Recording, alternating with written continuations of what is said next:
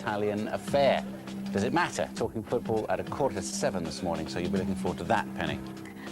Riveting. And there are just 11 shopping days to Christmas, but don't panic. I count down to a fun-filled, stress-free shopping bonanza coming up. But first, the weather, a bit like how I feel some mornings, it's a bit cloudy. Certainly is this morning, Penny. Clouds across much of the country. The brightest skies this morning. Once the sun rises around 8 o'clock, will be across the western side of Wales, down towards the West Country. A chilly start to the day. We can see the odd spot or two of drizzle where the cloud is thick enough. Lowest temperatures probably around Yorkshire this morning. We'll be seeing some clear skies. At least, though, you'll be seeing some sunshine, and the sunshine extending up towards the southern parts of Scotland. Elsewhere, it's cloudy, but it will be mild across the western parts of Scotland, as well as Northern Ireland. I'll give you more details in around half an hour, Penny. Thanks very much. Our top story, a new campaign to tackle a rise in domestic violence over Christmas is being launched by the government today. Figures show cases of violence in the home will peak over the next couple of weeks. Jackie Cabler reports. Marie was physically and mentally abused by her husband for 9 years until he was jailed after slashing her face with a bread knife. During that time, Christmas for her and her children was a nightmare. My children couldn't play with their toys like they wanted to. Like, children are very noisy, normal children, and it wasn't like that in our house. You know, it'd be, if you carry on playing without making that much noise, I'll break it. So it was very stressful. In England and Wales, 2 women a week die due to domestic violence, but Christmas, it seems, makes things worse. There are a third more incidents reported on Christmas Day than the average. It appears to be due to a combination of financial pressure, family commitments and alcohol. The government's Christmas anti-domestic violence campaign will mean £450,000 is distributed to 50 police force areas across the country. Domestic violence accounts for 15% of all violent crime nationally. The campaign launched today may go some way towards helping victims have a happier Christmas. Jackie Cabler there. Marcella with the rest of the news this morning. Thanks, Andrew. Good morning. The back from the dead canoeist John Darwin and his wife Anne will both appear in court today in separate hearings. He's accused of fraudulently obtaining £25,000 in insurance by deception and of making false statements to obtain a passport. Anne Darwin faces 2 counts of deception. The army loses the equivalent of a battalion a year because of illegal drug use. Nearly 800 soldiers tested positive and were dismissed last year, according to research by the Royal United Services Institute. There was a 4-fold increase in the number of cases involving cocaine. Italian Fabio Capello is set to become the richest coach in international football. He's expected to sign a £6.5 million contract as the new England manager. Jonathan Swain reports from the FA's headquarters. Well, this morning, I don't really think we should kid ourselves. This isn't a case of the FA getting their man. That chap, Mourinho, ruled himself out a few days ago. Instead, they have an Italian by the name of Fabio Capelli, a man who's said to be an experienced manager with a winning streak. Well, I was here just a few weeks ago when Steve McLaren was sacked, and the FA said then that they were going to carry out a root and branch review to find the next England manager. Well, I think they've cut out the root completely and gone straight to the branch. This has been a fairly hasty appointment. Capello is said to be going to earn around £6.5 million per year. That's higher than any other England manager. Talks will go on here today discussing the finer detail of the contracts. Apparently Capello wants to bring 4 other Italians with him to be his backroom staff, although the FA will be acutely aware that they need another Englishman on board on the coaching staff, and the names in the frame this morning are said to be Alan Shearer, Stuart Pearce and even David Platt. So what about the new manager then, Capello? Well, off the pitch he's said to be a man who likes fine art and culture. So away from the football, I think he'll struggle to have conversation with some of the England players. Emergency services across the country are preparing for one of their busiest nights of the year in the run-up to Christmas. The Association of Chief Police Officers is expecting a big increase in drink-related violence on what's been called Party Friday. Matt Arnold reports from Liverpool. From tonight, scenes like these will be replicated right across the country. It's Black Friday tonight. It's the busiest party night of the year. Roughly about 12, 1 o'clock. 12, 1 o'clock could be a very busy time, yeah. In Merseyside, rapid response paramedic teams are gearing up for the big one. I think people tend to sort of go silly around the Christmas season in cold conditions like this when people are out with very, very little clothing on to keep them warm. The alcohol affects their ability to sort of determine whether they're too cold. Hello, Lazarus. Getting home safely after your night out is key, and in Liverpool, one taxi firm with all lady drivers is appealing to women. It's just a little bit unsettling. It's just that extra safety factor, knowing that you're going home with a lady. For women, driven by women. Good idea, what do you reckon? Yeah, I think it's a good idea. Sometimes when I'm in a taxi with like a male driver, I sometimes feel a bit unsafe. What about the over-drinking part of Christmas? Does that affect? I don't know, I'm not really drunk, but some of my friends are, I don't know. I suppose the less drunk ones get the drunk ones home, don't they?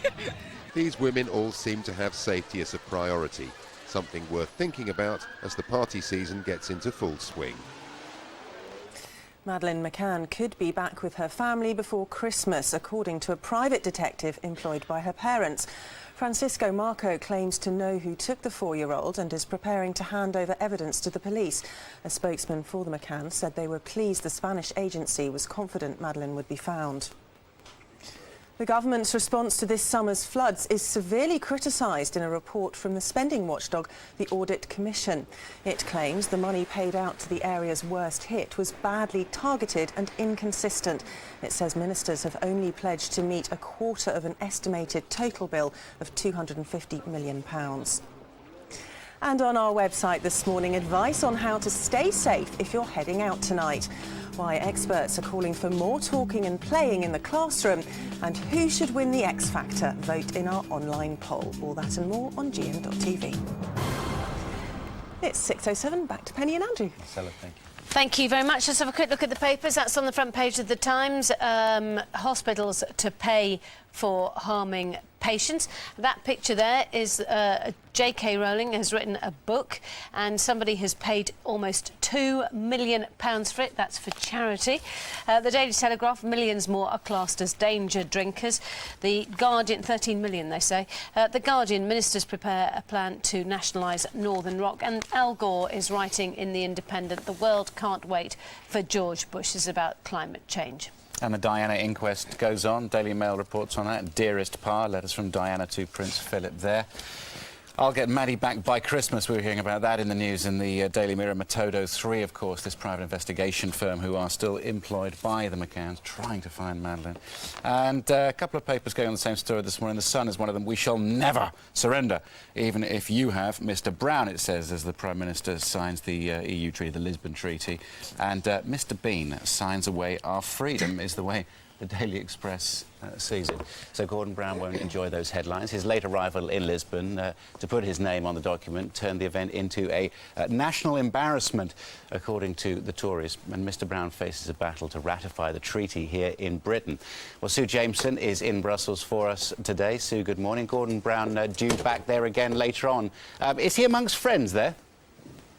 Well, you know, I think it's probably going to be rather like as though he's the new boy at school who's managed to miss the first day because he didn't really want to come. So he's probably got some ground to make up. I mean, they will have noticed, the other 26 presidents and prime ministers, that he wasn't actually in that so-called family photograph, that he had to send his deputy David Miliband, Foreign Secretary, to be there.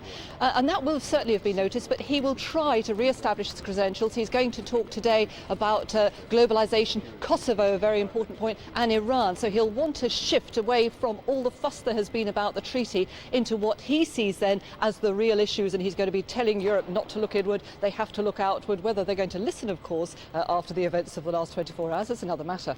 And Sue, exactly what did he sign over there? Depends entirely on your point of view. Gordon Brown says what he's signed doesn't really alter any of the fundamental constitutional rights that we have.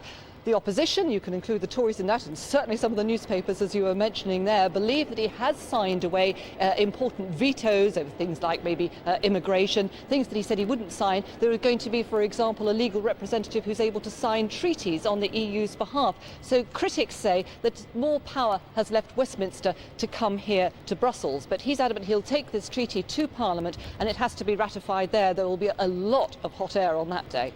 I'm sure, Sue. And the EU is not the only problem in the government inbox this morning. MPs say ministers have not made the case for extending this limit on holding terror suspects before they are charged. Yes, that's right. And this is something that Gordon Brown is going to be very keen to address, because after all, he has made terror and security one of the planks of his premiership. So this is something I think he's going to want to address very quickly when he comes back.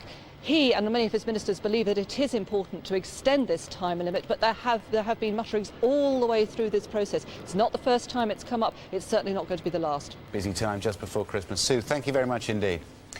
Time is 11 minutes past 6. Most of us will be looking forward to a fun and peaceful Christmas. But for many women, the festive period can mean an increase in domestic violence. Today, the government launches a campaign to help victims of abuse, and we'll be talking about that in just a moment. But first, Jackie Cabler met one woman to hear her story. I think a lot of the time you don't actually realise you are a victim. You just think it becomes second nature. Before we got married, and I'd found out I was pregnant, and we were in a restaurant, and he just turned and hit me, bit my ear, took my earring out my ear, punched me in the face. I just thought it was a one-off, but it just continued over the 9 years to the point where he slashed my face with a bread knife. The best Christmas we had was the year that he'd gone. Now my daughter went to school and said, "I've had the best Christmas ever." Now I was allowed to play with my toys, and that's a real bad shock to yourself as a parent, to know that your children have also had to, you know, you don't really, trying to get through Christmas, you don't think that this is affecting them as well. Well, joining me now is Jane Keeper from the charity Refuge. Good morning. Why is Christmas and New Year such a bad time? Well, I think we all want to be happy with our families at a time like Christmas. But actually, the reality is domestic violence is going on all through the year. We're only too aware at Refuge that every day of the year we're helping over 900 women and children suffer domestic violence.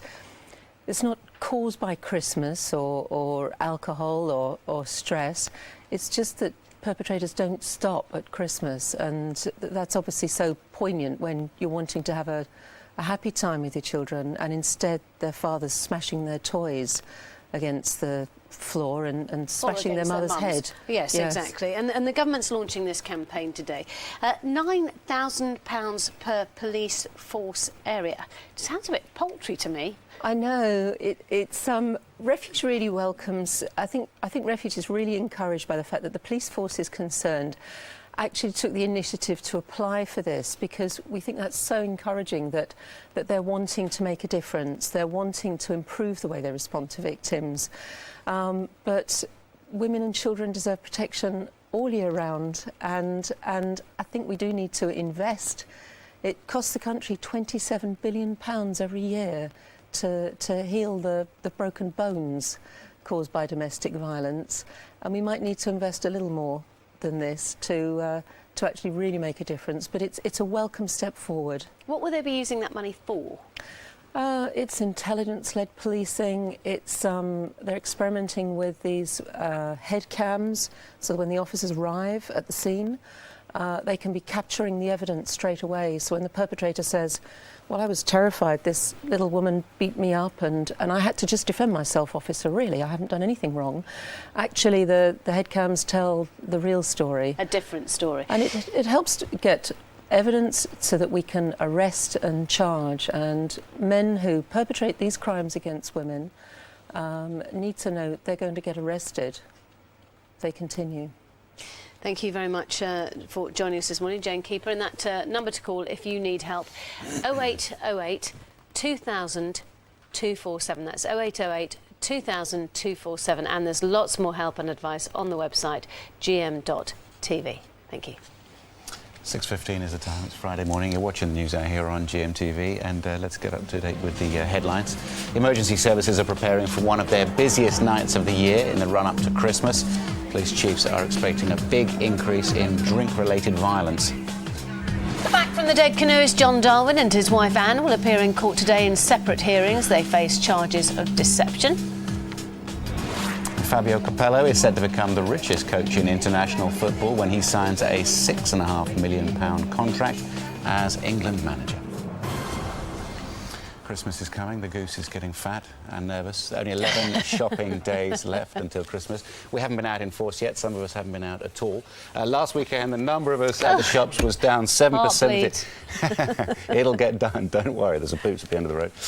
One survey says the amount we each spend will have halved in the last couple of years. But this weekend is the big one for making sure everything is ready. So what do you need to know to avoid panic on Christmas Eve? Miranda Shunker is in Kent. She has some much-needed advice. Miranda, while you're there...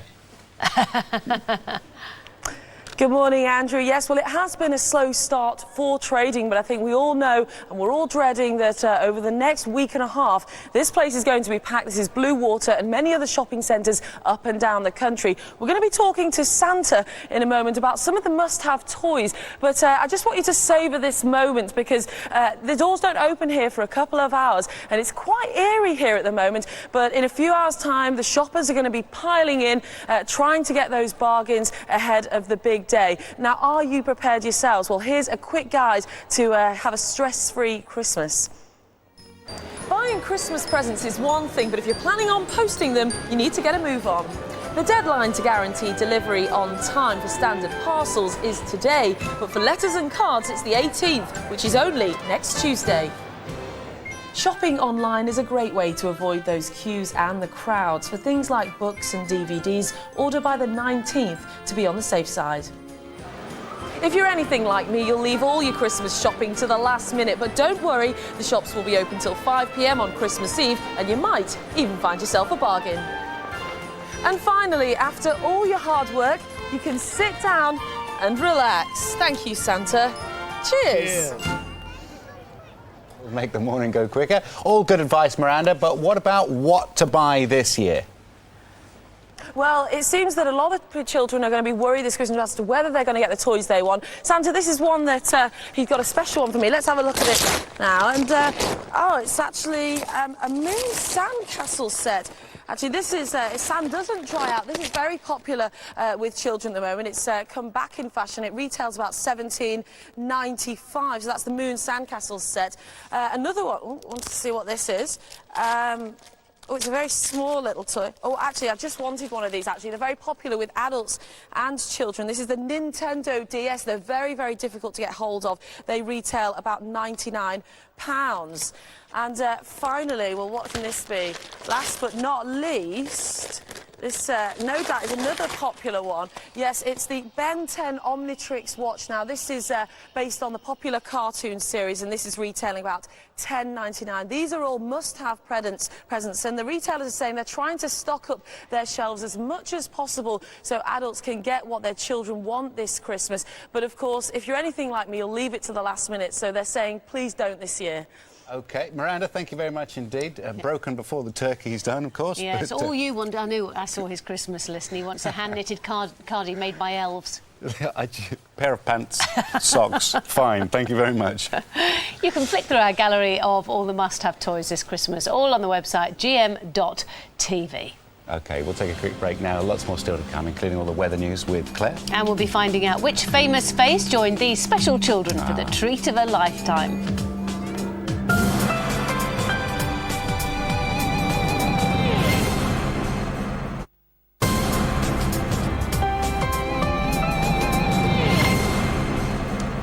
Time is 6:21. Christmas, always an exciting time for children and some very special, quite poorly youngsters from Christopher's The Chase Children's Hospice in Surrey got an extra special treat thanks to the aviation charity Fly to Help. Michael Underwood joined them on their once-in-a-lifetime adventure, and a very famous face you may recognise tagged along too. Have a look. Right then, it's really early in the morning and behind these doors are 6 very excited kids. Why? Because they're about to be flown to Disneyland Paris on a private jet. How cool is that? And they're going to get to meet a very famous young celebrity. Right, here we are. This is stage 1 of the journey today. We're going to be travelling in this Chinook helicopter with Lewis Hamilton. We're here tonight, and that's enough. Simply having a wonderful Christmas time. Simply having a wonderful Christmas time. The party's on, the feeling's here. that only comes this time of year. How did you find the helicopter ride? Well, I've been on helicopter rides before, but this thing is pretty cool. How come you were part of all this? How did it come about? They asked me to come down and trying to spend a couple of hours with the kids and get to see everyone. And I think they're going to feel extremely special today, which they are. And you know, with all the stuff that they're going through, that is really just a great day for them to experience the high life, getting in a private jet. I mean, that's a great feeling in itself. And then going to Disneyland, I mean, that is cool. Here we go, one over here.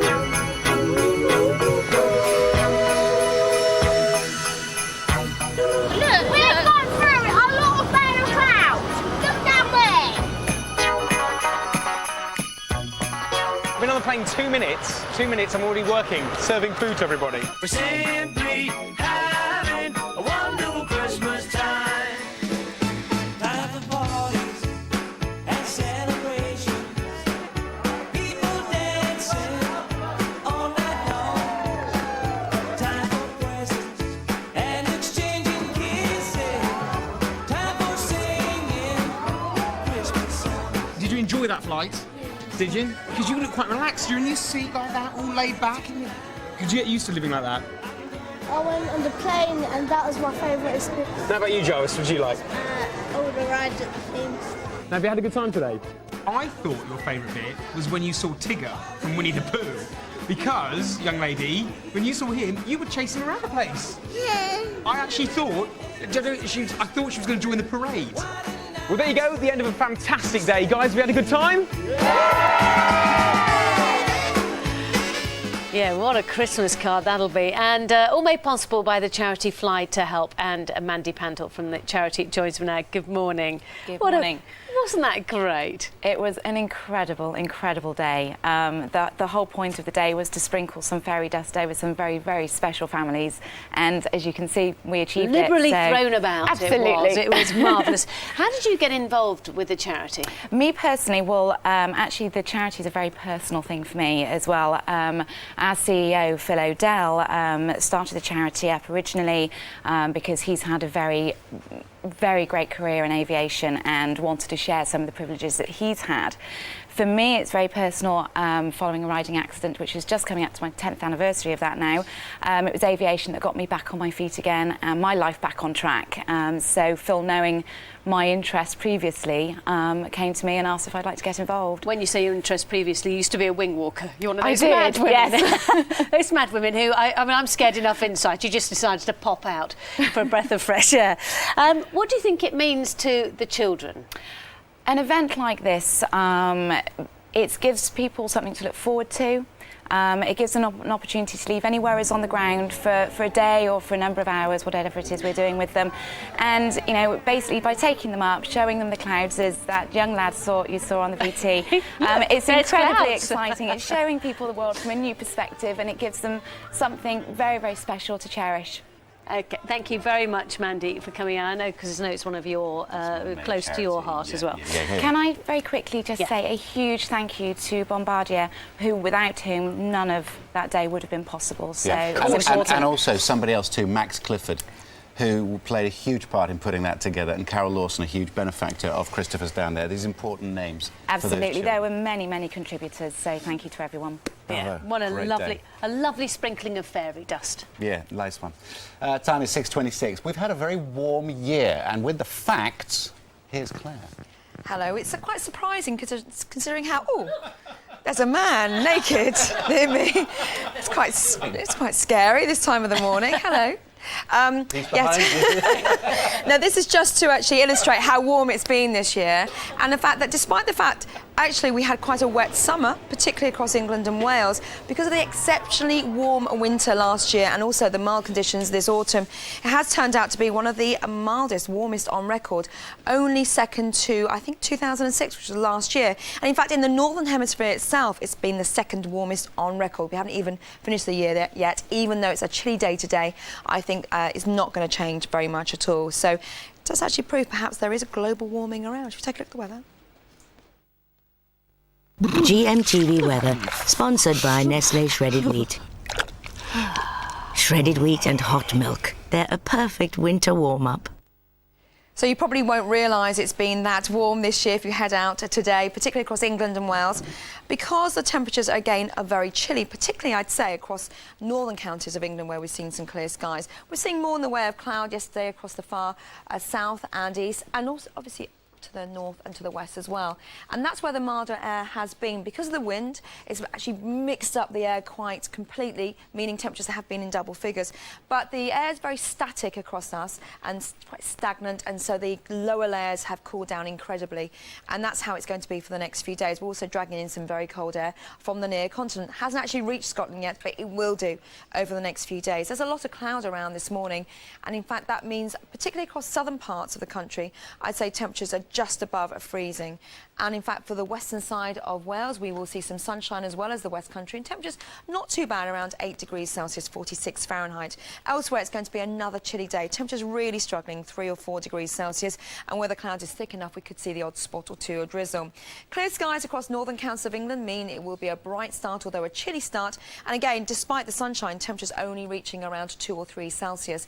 But where we see more cloud overnight and obviously a stronger wind, that's where we'll see temperatures on the mild side, actually, for this time of year across Northern Ireland.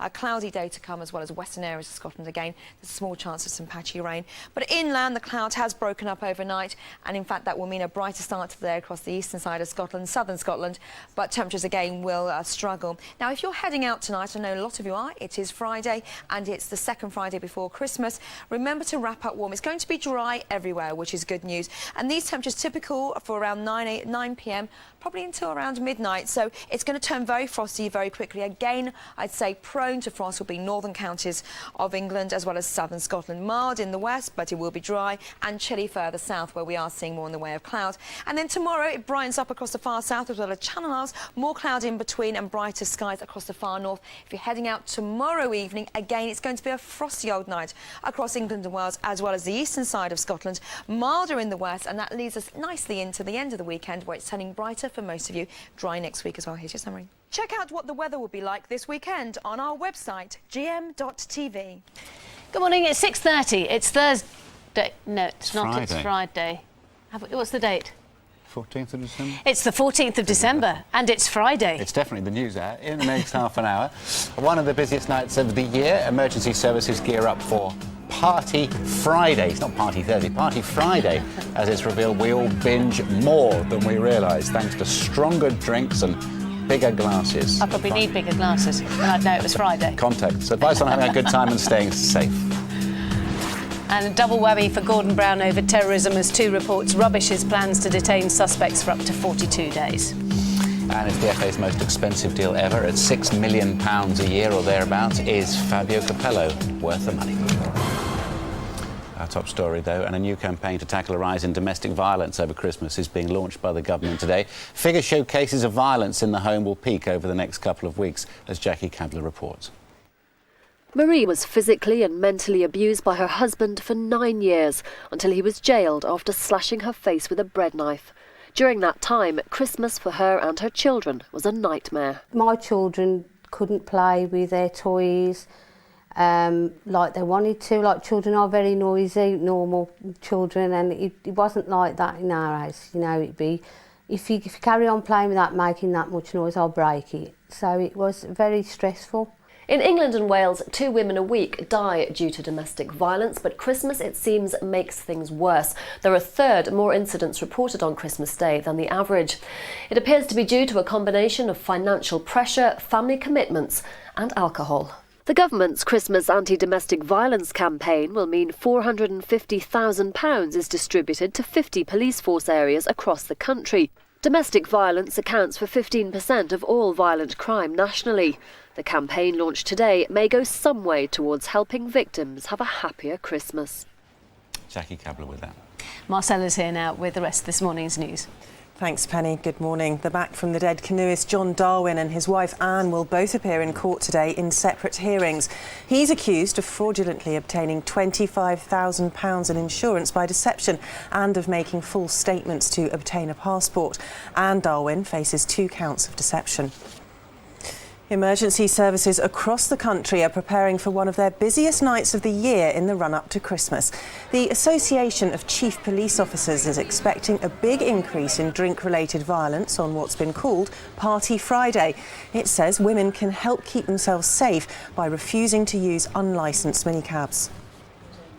The government's response to this summer's floods is severely criticised in a report from the spending watchdog, the Audit Commission.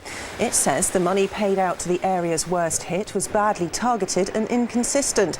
It says ministers have only pledged to meet a quarter of an estimated total bill of £250 million. European leaders hold a summit in Brussels today, less than 24 hours after signing a controversial reform treaty. Opponents have renewed their calls for a referendum. They claim the Prime Minister, Gordon Brown, has signed away important powers. Sue Jameson reports from Brussels. Well, Gordon Brown must be hoping that he'll have an easier time coming here to Brussels than he did going to Lisbon, where, of course, he was hours later than everyone else signing the EU treaty. He also knows there's a big difference of opinion about what that treaty is. He says it's no fundamental constitutional change, and he'll put it to the Parliament to be ratified.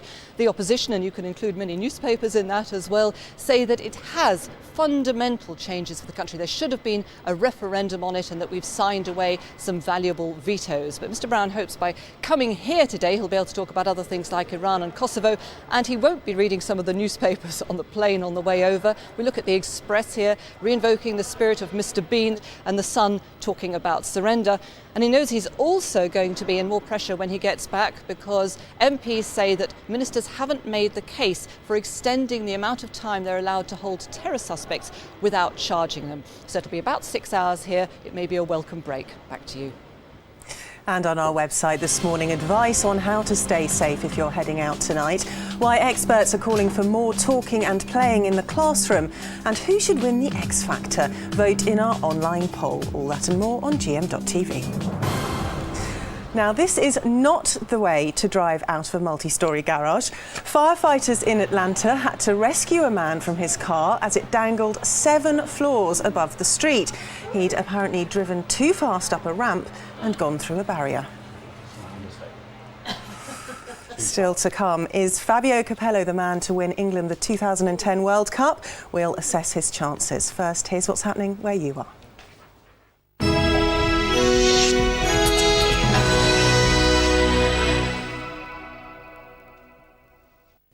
Good morning, welcome to ITV Granada. The top stories today. Fears of a £20 million shortfall in Liverpool's Capital of Culture budget will be discussed at a crisis meeting later today. With just days to go until the start of the celebrations, Council leader Warren Bradley is meeting the city's 5 MPs to discuss ways to find the money. Options include selling council land, raising council tax or borrowing from the government. All the MPs in the city and all the people of the city want 2008 to be a great success. So we all want to do what we can to make it work, but he needs to put his cards on the table. He needs to be clear about what the problem is, and he needs to say what the city is doing about solving this problem. So far he's been going around saying there isn't a problem. Well, that doesn't help. The funeral of a Bolton schoolboy killed in a car crash is taking place today. 17-year-old Daniel Harrison died when the car hit a tree. His best friend Jonathan Sharples also died following the accident. The funeral will take place at Bolton Wanderers Reebok Stadium. An investigation's continuing into the cause of a fire at a blacksmith's in Kendal. The fire started at the premises in Collincroft in the early hours of yesterday. The business is one of the few remaining blacksmiths in Cumbria. To sport now, and Ricky Hatton flies back to Manchester this morning. It's not the victorious homecoming the hitman had been hoping for after losing to Floyd Mayweather in Las Vegas last weekend. Now, though, he'll get the chance to meet up with family and friends who didn't make the trip to the States to see his title bid. Now, ITV Granada's joined the launch of the annual Christmas Careline appeal. Lucy Meacock joined other celebrities for the launch on Coronation Street. TV and radio stations from right across the region are supporting the helpline. It'll open from Christmas Eve to help people who find the festive period a difficult time. Finally, all next week on Granada Reports, you can help us to get into the Christmas spirit. We want you to share with us and the rest of the North West your Christmas pictures. We'll then show the best every night and put them on our website. So either you can email your photos to granada.reports@itv.com or text them, starting the text with the word Granada to 63332. That's 63332. Well, that's all from us for now. I'm back just after 7. In a moment, it's back to Penny and Andrew on the sofa. First, though, let's have a look at the weather. Pantene Pro V Winter Rescue. Forecasting a great hair day, whatever the weather. Sponsors of GMTV Weather. This morning will be chilly but dry with some sun in parts. The afternoon will get cloudy, making conditions rather grey for much of the day, with temperatures reaching highs of around 3 degrees Celsius, so generally cold with light winds.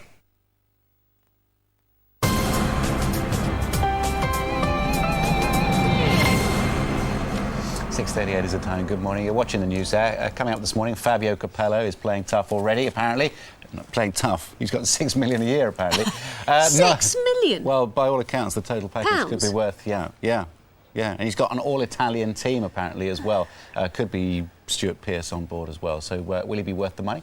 The FA's most expensive deal ever. More on it in a few minutes' time. How many pairs of shoes could you get for $6 million? Yeah. And surviving Party Friday. It's one of the busiest nights in the run-up to Christmas. Our guide to staying safe in a few minutes' time. After we have a look at the papers, the Daily Telegraph saying that almost 13 million adults are risking their health by being danger drinkers.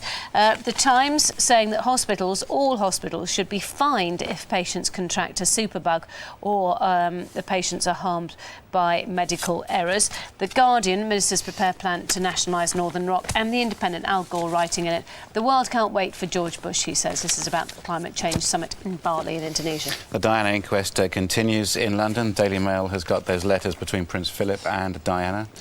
Dearest Pa, they begin. Daily Mirror this morning, I'll get Maddie back by Christmas. This is Metodo 3, the private investigation firm hired by the McCanns. Somebody there has said that that's a possibility, getting Madeleine back.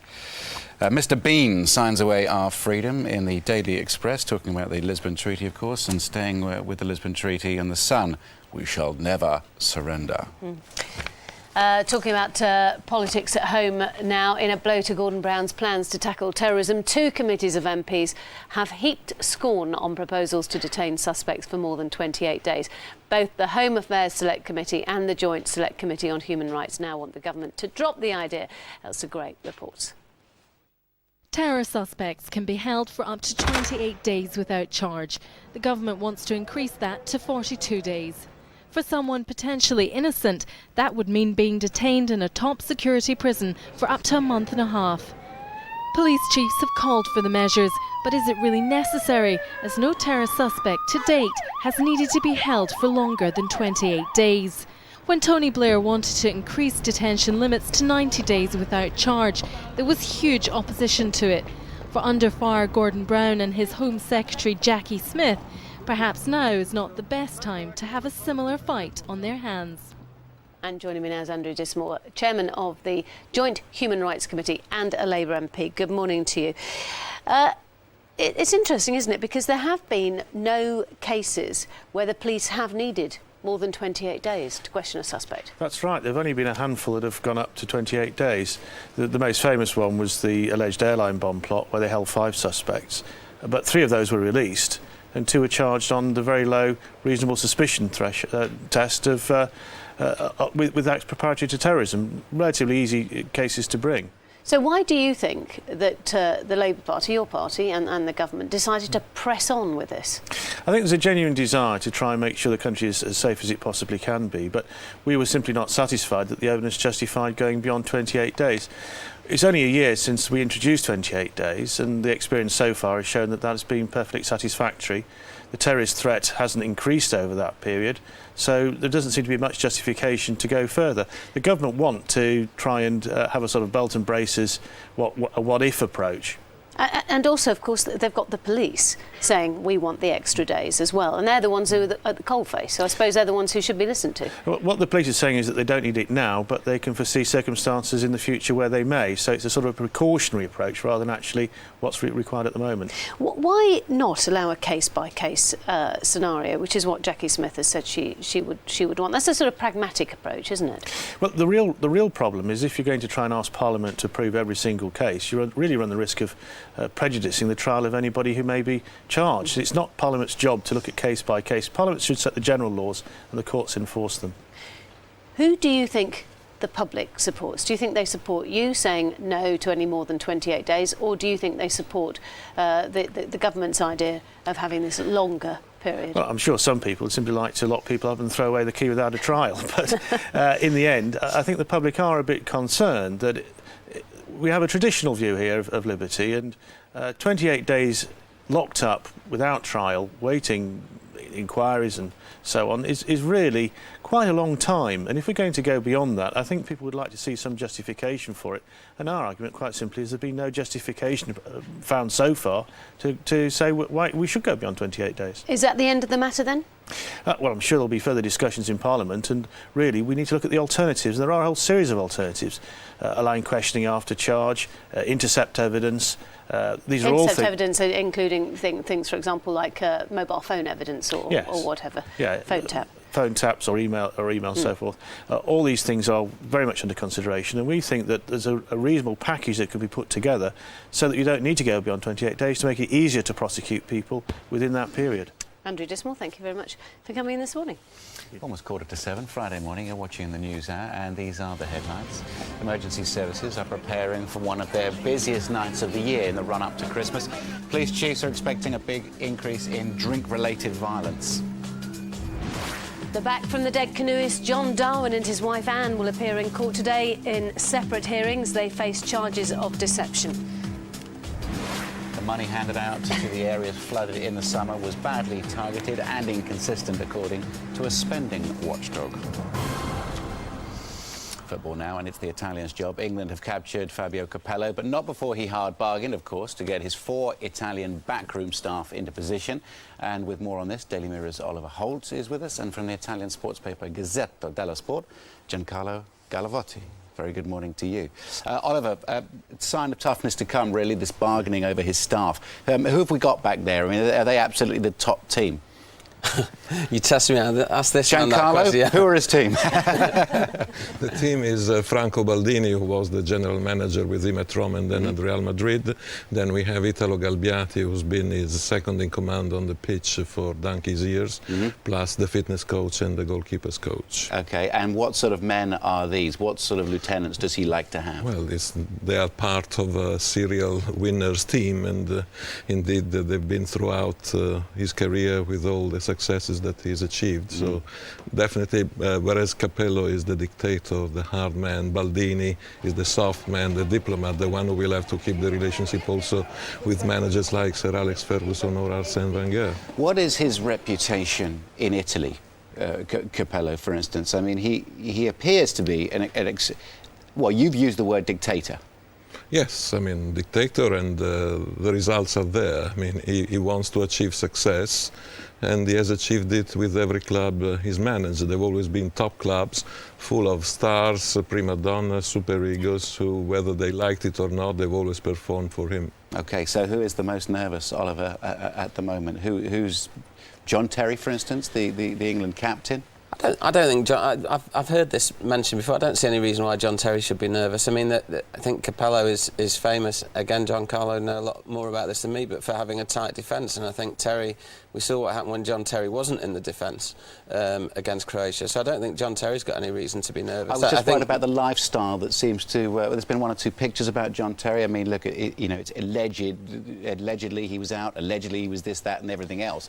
It's personal discipline and the fact that he needs to lead from the front and be a role model. Well, as you said, first of all, it's alleged. I think some of the stories about John Terry just simply aren't true. Fine. And the other thing is that I don't think John Terry's lifestyle differs from any of the other players, particularly, really. So I think John Terry doesn't need to worry. I think the ones who need to worry probably are the underperformers in the side, and John Terry isn't one of those. So I mean, I think he'll be looking at the midfield apart from anything. And again, Giancarlo will have to correct me about this. One of the things that he did certainly at Real Madrid is play 2 holding midfielders. But I think Owen Hargreaves is probably going to be a key guy.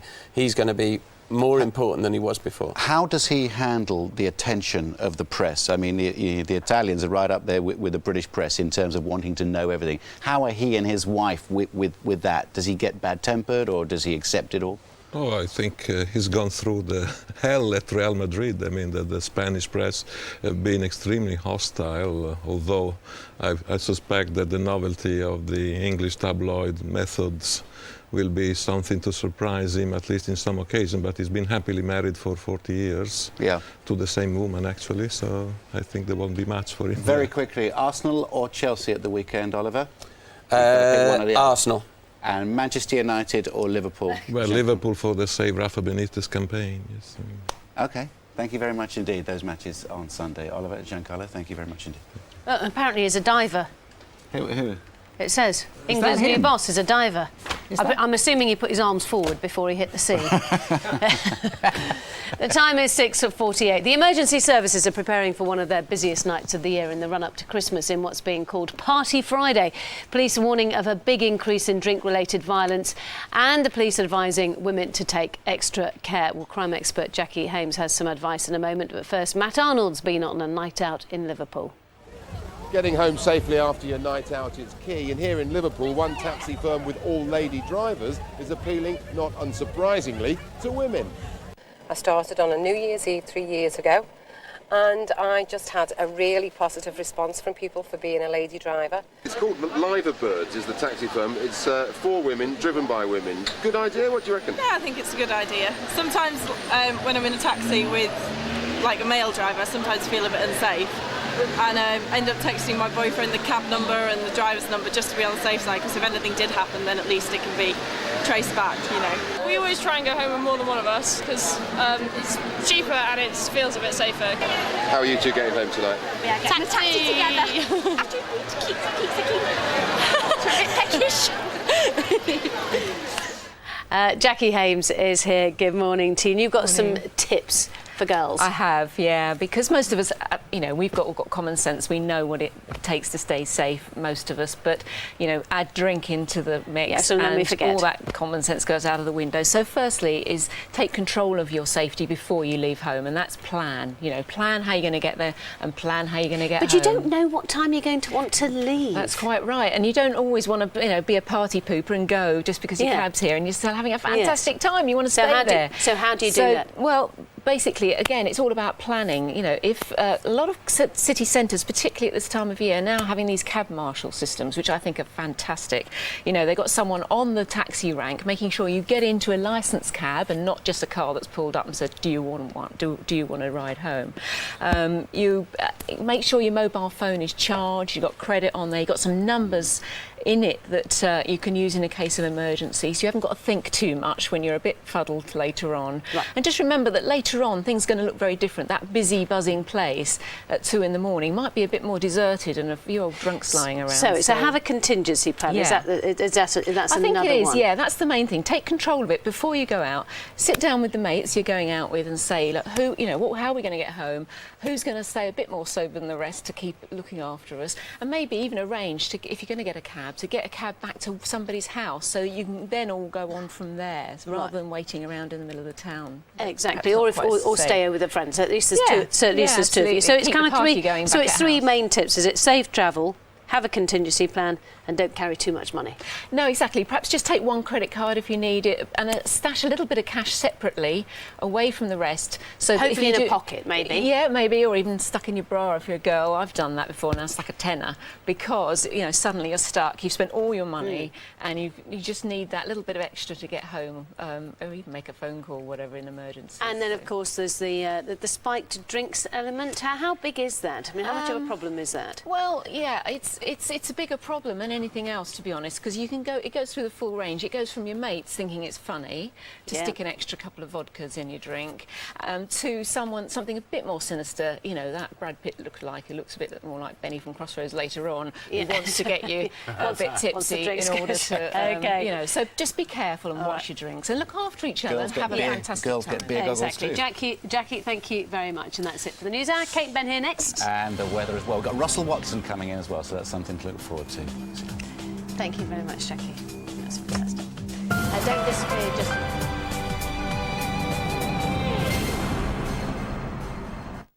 GMTV weather, sponsored by Nestle Shredded Wheat. Shredded wheat and hot milk. They're a perfect winter warm-up. Hello there. Over the next few days, it's remaining dry for most of you, which is good news if you're heading out Christmas shopping, but it is going to be chilly. Chilly, I'd say today across England and Wales, again like the last few days. More cloud across the West Country as well as Northern Ireland, up towards the western side of Scotland. That's where it will remain mild and also rather windy. So that's the picture, I'd say, not only for today, but also the next few days. At least, though, some of you will be seeing some sunshine today. Sunshine will be at premium, though, particularly for the western side of Wales, where you could catch a little bit of brightness as well as down towards the West Country. Elsewhere, there are a lot of cloud, but look at these temperatures really struggling today, only 3 or 4 degrees Celsius. So wrap up warm if you are heading out. I'd say northern counties of England saw the lowest temperatures last night, a frost here, but in fact you will see some sunshine, and the sunshine will help temperatures up to 2 or 3 degrees Celsius, so a chilly day ahead. But as we head further north across Scotland as well as Northern Ireland, you can see more wind and more cloud, hence the reason why temperatures will be, I would say, on the mild side, away from the eastern side of Scotland where you'll see the brightness, but actually temperatures will be struggling here. If you are heading out tonight's going to be a dry night, so you won't need your umbrella, but do remember to wrap up warm because it's going to be freezing cold. Cold across much of England and Wales, with temperatures down to, I'd say, 0 in places from around 9 p.m. to around midnight. Heading further north, there you can see western parts of Scotland as well as Northern Ireland. Seeing more cloud, it will be dry, at least so those temperatures will be on the mild side. And that leads us nicely into the weekend. The weekend will slowly improve, so most of us at some point will see some sunshine.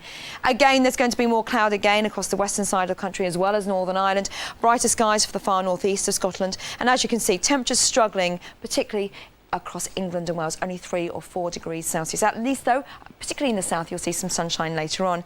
Heading out tomorrow evening, well, it's going to be a frosty old night again, a very chilly one indeed. I'd say across England and Wales again, although we will be seeing clear skies across the north and the east of Scotland. At least, though, here, I think temperatures slightly better. Always more cloud across Northern Ireland as well as the western side of Scotland. And as you can see, it's a brighter day all round on Sunday, and it's still dry. Here's your summary. For your local weekend weather, visit our website, gm.tv.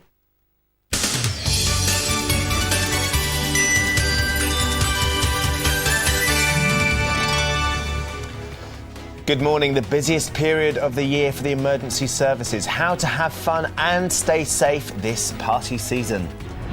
Violent Christmas, why cases of domestic abuse surge at what's meant to be the happiest time of the year. And is he worth it? Capello gets the green light to launch England's revival in the FA's most expensive deal ever. That's what we're talking about on Friday, the 14th of December, 2007.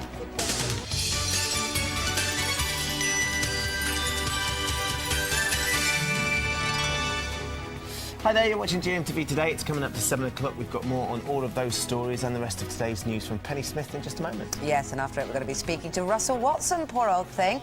This is going to be his first live interview since his life-saving brain operation just a few weeks ago. We're going to check in on how he's doing a bit later on. Also, finding out what Lewis Hamilton was doing in the back of an army helicopter with these very special children. That's at around 7:35. And you will be glad to know there's more festive fun from that man Cheggers throughout this morning in his sturdy red jacket. Look at that. Look at me, my red jacket. I'm ready to go because recording! They say the Welsh can sing and they count after 3. Oh, 1, 2, 3. We wish you a Merry Christmas from GMTV. John has got snowballs, Andrew's got some too. Fiona tinkles on her bells and let's Ben Shepherd view. But it's Penny and her bulletins that the nation long to see as we sing a song for Christmas all about GMTV. Wish you a Merry Christmas from GMTV. In celebration of Britain Sings Christmas, it's GMTV Christmas from Cardiff. Catch you later! Do we need anything else? That's enough, isn't it, That's this morning? just genius. Cheggers launches his Christmas charge on the #1 spot a little bit later on. More of a stroll, I Yeah. suspect, but there we go. Let's get the day's news stories from Penny. Thanks very much. Good morning. The top story at 7. A new campaign to tackle domestic violence over Christmas is launched by the government today. Figures show it'll peak over the next couple of weeks. We're helping over 900 women and children suffer domestic violence. It's not caused by Christmas or alcohol or stress. It's just that perpetrators don't stop at Christmas, and that's obviously so poignant when you're wanting to have a a happy time with your children. The back from the dead canoeist John Darwin and his wife Anne will both appear in court today in separate hearings. He's accused of fraudulently obtaining £25,000 in insurance by deception and of making false statements to obtain a passport. And Darwin faces 2 counts of deception. Emergency services across the country are preparing for one of their busiest nights of the year in the run-up to Christmas. The Association of Chief Police Officers is expecting a big increase in drink-related violence on what's being called Party Friday. Matt Arnold reports from Liverpool. From tonight, scenes like these will be replicated right across the country. It's Black Friday tonight. It's the busiest party night of the year. Roughly about 12, 1 o'clock. 12, 1 o'clock could be a very busy time, yeah. In Merseyside, rapid response paramedic teams are gearing up for the big one. I think people tend to sort of go silly around the Christmas season in cold conditions like this when people are out with very little clothing on to keep them warm. The alcohol affects their ability to sort of determine whether they're too cold. Hello, lads.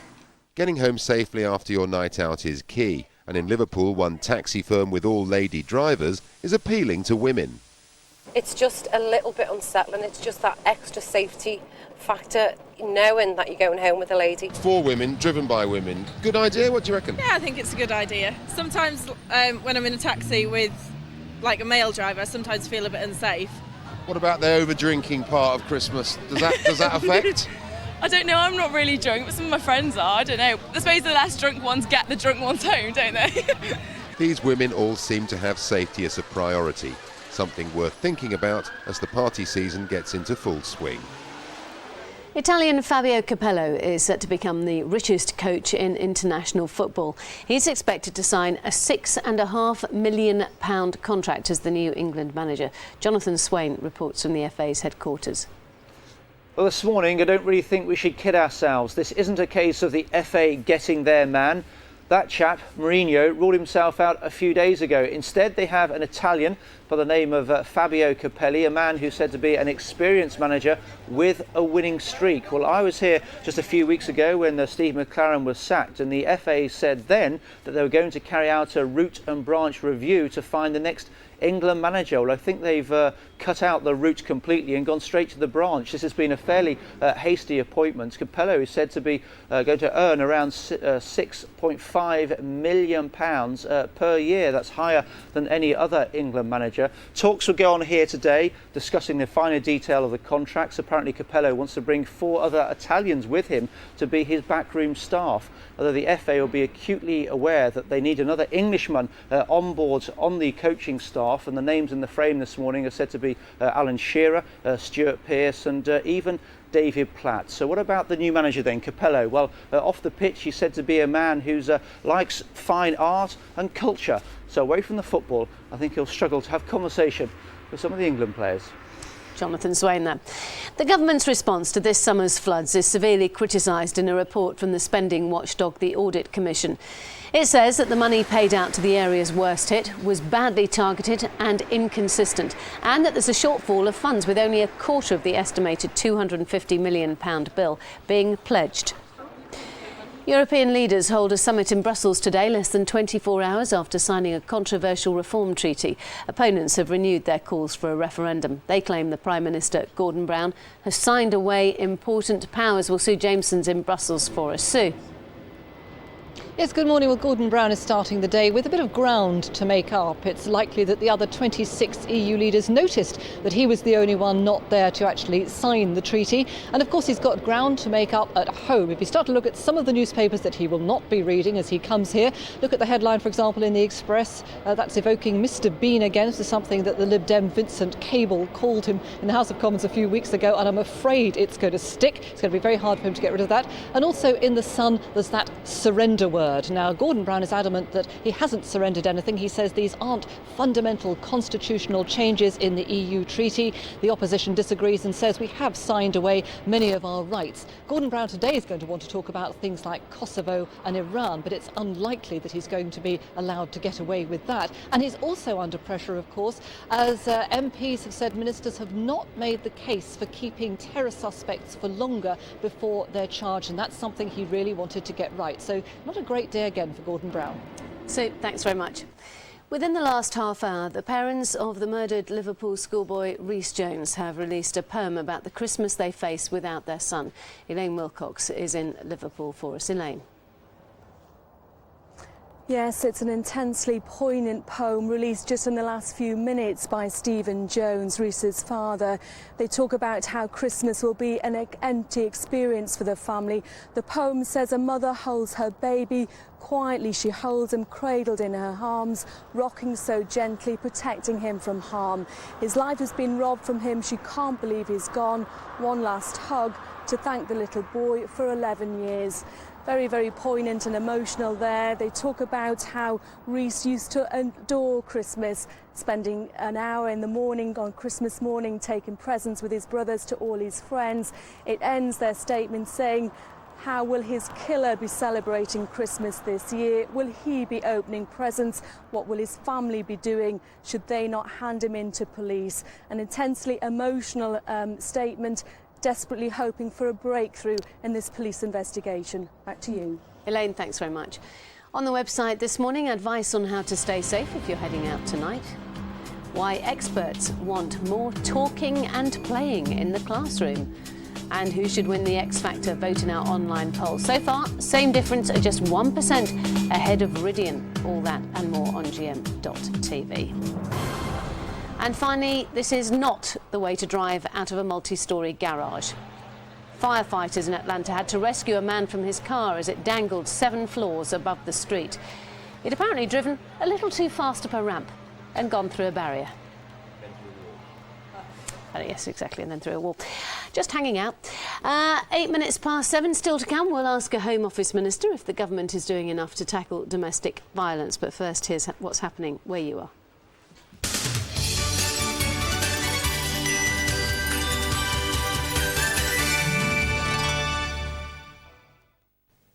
Good morning. Welcome to ITV Granada. The top stories today.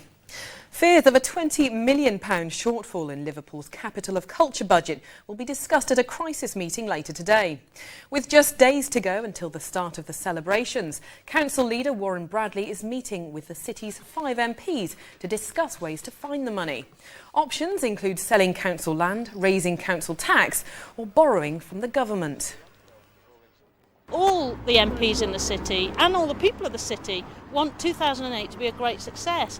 So we all want to do what we can to make it work, but he needs to put his cards on the table. He needs to be clear about what the problem is, and he needs to say what the city is doing about solving this problem. So far he's been going around saying there isn't a problem. Well, that doesn't help. The funeral of a Bolton schoolboy killed in a car crash is taking place today. 17-year-old Daniel Harrison died when the car hit a tree. His best friend, Jonathan Sharples, also died following the accident. The funeral will take place at Bolton Wanderers Reebok Stadium. An investigation is continuing into the cause of a fire at a blacksmith's in Kendal. The fire started at the premises in Collingcroft in the early hours of yesterday. The business is one of the few remaining blacksmiths in Cumbria. To sport now, and Ricky Hatton flies back to Manchester this morning. It's not the victorious homecoming the hitman had been hoping for after losing to Floyd Mayweather in Las Vegas last weekend. Now, though, he'll get the chance to meet up with family and friends who didn't make the trip to the States to see his title bid. Now, ITV Granada's joined the launch of the annual Christmas Careline Appeal. Lucy Meacock joined other celebrities for the launch on Coronation Street. TV and radio stations from right across the region are supporting the helpline. It'll open from Christmas Eve to help people who find the festive period a difficult time. Finally, all next week on Granada Reports, you can help us to get into the Christmas spirit. We want you to share with us and the rest of the North West your Christmas pictures. We'll then show the best every night and put them on our website. So either email your photos to granada.reports@itv.com or you can text them to us, starting the text with the word Granada to 63332. That's 63332. Well, that's all from us for now. I'm back just after 8. In a moment, it's back to Fiona and Ben on the sofa. First, though, let's find out what's happening with our weather. Pantene Pro-V Winter Rescue. Forecasting a great hair day, whatever the weather. Sponsors of GMTV Weather. This morning, chilly but dry with some sun in parts. This afternoon, we'll get cloudy, making conditions rather grey. Temperatures reaching highs of around 3 degrees Celsius.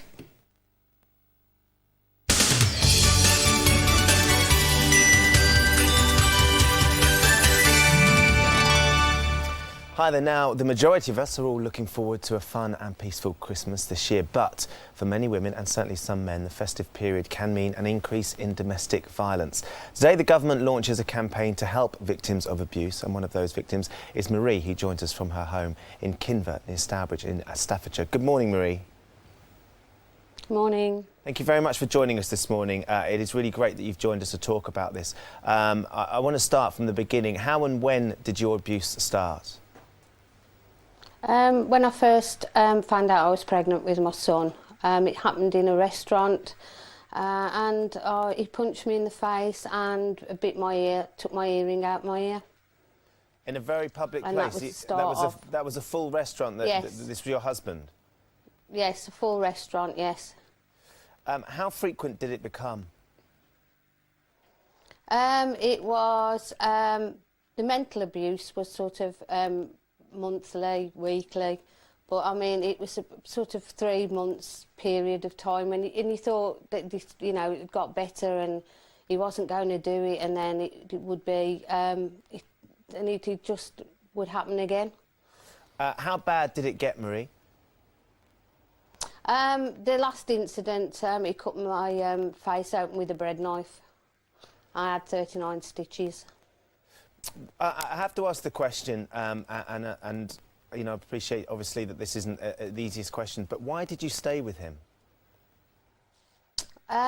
He was quite controlling. Told me that you know, without him, no one would bother. I mean, now looking at it, I don't understand why I stayed, but you just get to the lower ebb that you believe what he's telling you. I worked, and I never classed myself as a victim basically, until after, and realised that I was.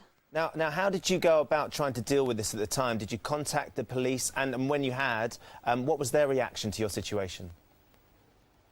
The police attitude over 9 years obviously improved considerably. I mean, at one point, if I called the police, you know, I'd have one talking to me, one in the kitchen talking to him, you know, be laughing and joking with a cigarette. I mean, the last incident, they were absolutely superb and helped me through this, and made sure that I followed it through and that, you know, I got the support that I needed.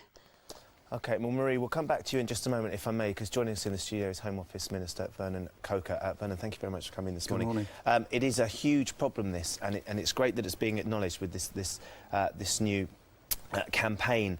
But £9,000, I think, has been allocated per police force, which seems to just barely be scratching the surface of what we really need to be doing. Surely we should be doing more.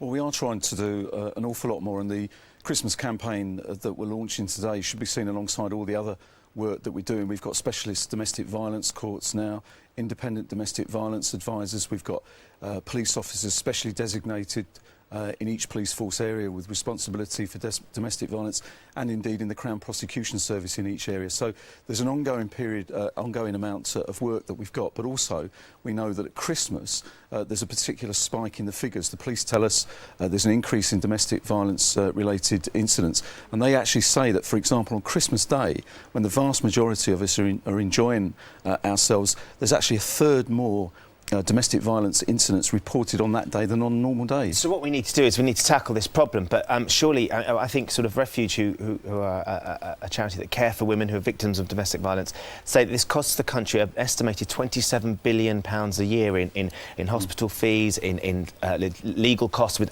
everything that's involved. Surely £9,000 over a Christmas period, which is a long period, per police force isn't going to be enough to really tackle that problem. Well, as I say, it's alongside all the other work that we're doing, and if we look at what that campaign will do specifically over Christmas, we'll have a dedicated police car in those 50 local police force areas with specially trained crews that can deal with the incidents that'll be called in. We'll actually have police officers with video equipment to actually go in and get evidence. So a lot of work being done to try and tackle this particular problem, prevent it happening in the first place, but also trying to bring the perpetrators to justice. Because we were hearing that earlier on, the use of head cameras, which we're seeing more and more in the police force, which seems to be a great deterrent, but also a great way of of taking down evidence as well. Is that something that we're going to see more of? If you see these police officers around over Christmas, you could well see them with a head camera on? Well, you certainly may well see them with a head camera up, but also other video equipment, because the key thing is also gathering the evidence. So if they go to an incident, gathering that evidence so that, as I say, we can make sure that we bring the perpetrators to justice. But also it's about trying to give the victims the confidence to come forward as well, and that's why we're saying the systems that are in place now are much more supportive. And as you heard from the clip just then, and from Marie, that it is something that has improved over the years, because we have to give women, by and large, the confidence to come forward and report it. Marie, if I could come back to you, obviously you're in a much happier place now. I know you've remarried and in a very sort of happy relationship. But for women out there that could be going through this at the moment, what would you like to see for them in terms of the support that they need? How would you like to see the police dealing with this situation? I think that it has improved quite a lot. I think that it does, it does need to be taken a majority of the time out of the victim's hands. You get not giving the perpetrator bail would be an improvement. If they get bail, then they're pestering. I mean, my ex pestered me when he had bail and he was in jail. He was phoning me and writing to me, and it should, you're still emotionally attached to that person, and you feel that you have to drop the charges, or you have to do what they're still saying. So I think that would be a big improvement. And as a measure, would that be something that could potentially happen then, in terms of cutting that contact completely, taking away that bail option? Well, certainly the restriction on bail is an option that's open to the court if they think it's appropriate in the circumstances. But the key thing is supporting the victim, as Marie's saying there, and that's why we're trying to give them the confidence to come forward, to support them, not only at the time when the incident occurs, but all the way through the process as well. It's a horrific, heinous crime. We have to support the victim, and we have to also try and bring more offenders to justice, as well as preventing it happening in the first place. Absolutely. Well, Marie, thank you very much for joining us this morning, and I hope you can have a good Christmas this year. And also, Vernon Coker, thank you very much for coming in. If you are a victim or think you know a victim of domestic violence, we would urge you to have a look at some of the help and information on the website gm.tv. Now, after 8, we're going to be speaking to Russell Watson. It's going to be his first live interview since his life-saving brain operation, poor thing, just a few weeks ago. Checking in on how he's doing. And in the next half an hour, we're going to be finding out what Lewis Hamilton was doing with all these very special children and Father Christmas. It's about 7:35. And more festive fun from that man. Cheggers, good morning, sir. Oh, Kate, I can't tell you. Got so many Kate Garraway fans in there. I mean, they say the Welsh can sing, but they haven't blooming stopped all morning. Join us after the break on GMTV for more Cheggers Sings Christmas. Will they shut up? Out with your nose so bright, won't you guide my sleigh?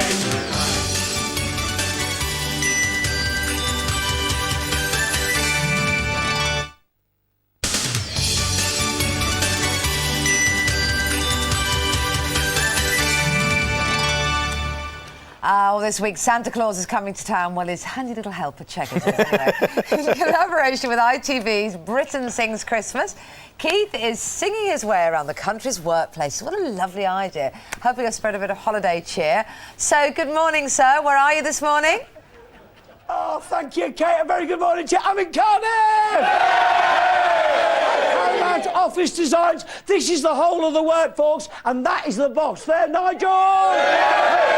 Now, look, I'll tell you what, they got fine singing voices this morning. I'll give you a little example. We'll sing Jingle Bells after 3. 1, 2, 3, oh! Jingle bells, jingle all the way. Oh, what fun it is to ride in a one-horse open sleigh. Stop it! Stop it! Next time, could we do it in tune, if possible? Hey, look, we have had an absolutely fantastic week. We've been to Liverpool, we've been all over the place, and I'll tell you what, they've got an awful lot to beat. Just take a look at some of the acts that we've had. Rudolph the red-nosed reindeer had a very shiny nose. He knows when you are sleeping, he knows when you're awake, he knows when you've been bad, for goodness sake. He'll say, are you married? We'll man, but you can do the job when you're in town.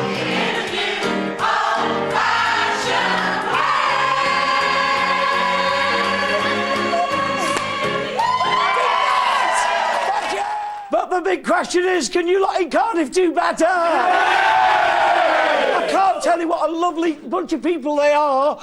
Go on. Oh, great to meet you. I know I'm only in my 20s, but you're such a hunk and good looking too. Oh, that is so lovely. Somebody just in the crowd to praise me. I really do appreciate it. OK, it's our auditions, because they've got an audition for Jagger Sings Christmas. Our first auditionee. Look at him. What's your name? Gareth. And Gareth, what are you going to sing for the nation to audition? Survive. From there, Gloria, I can't wait. Go for it. First I was afraid, I was petrified. Kept thinking I could never live without you by my side. No, I think you can. Lovely. And the next one, what's your name? Dave. And what are you going to sing for the nation? I go to shake a fire apple to the left, to the right, jump up and down and shake your head. I go to. Did you get the lyrics off eBay? Hey, come over here. What are you going to sing for us? I'm going to sing our YMCA. What? Oh, perfect. You got the outfit on. For the nation. Yes. It's fun to stay at the YMCA.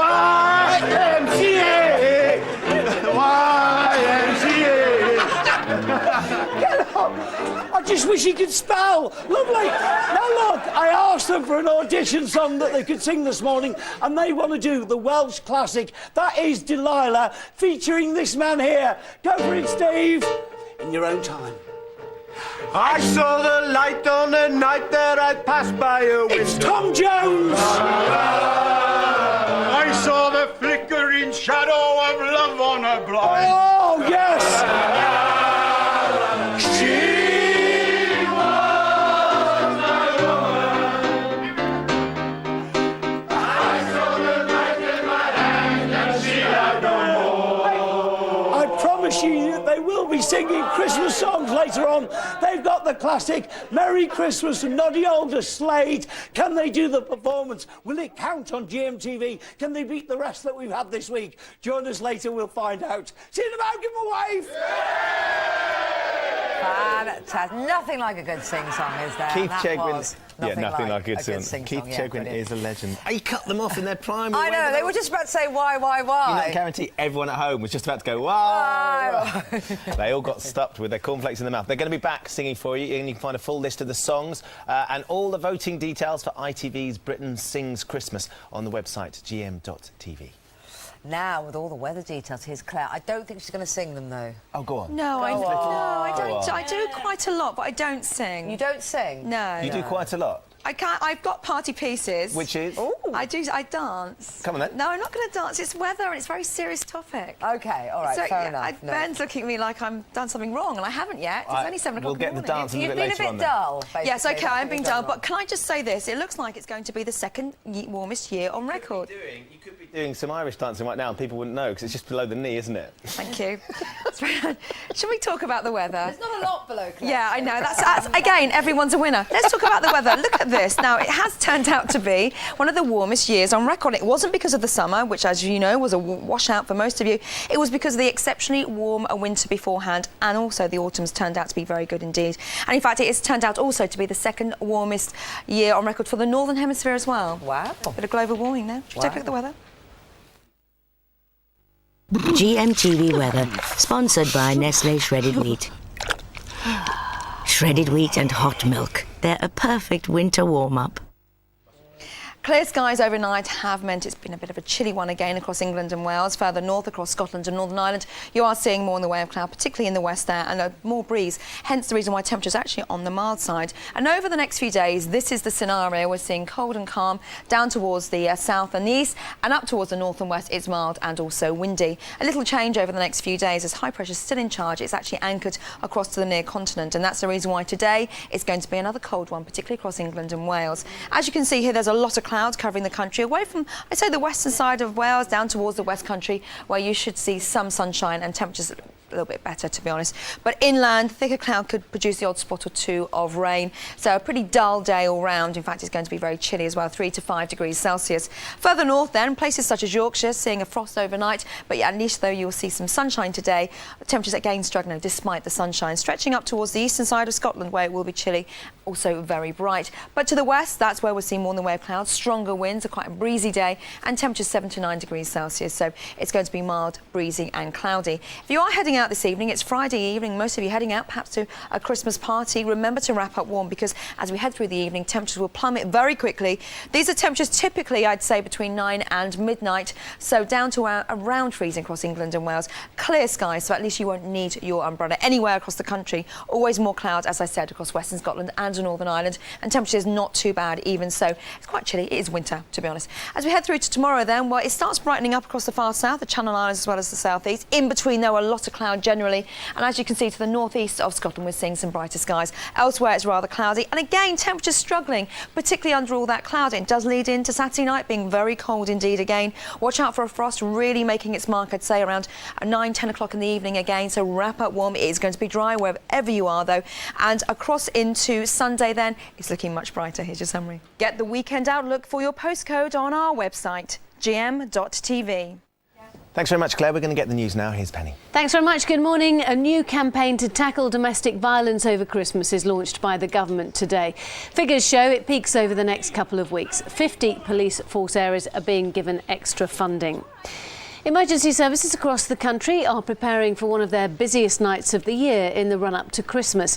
Police say they're expecting a big increase in drink-related violence on what's been called Party Friday. It says women can help keep themselves safe by refusing to use unlicensed minicabs. The back from the dead canoeist John Darwin and his wife Anne will both appear in court today in separate hearings.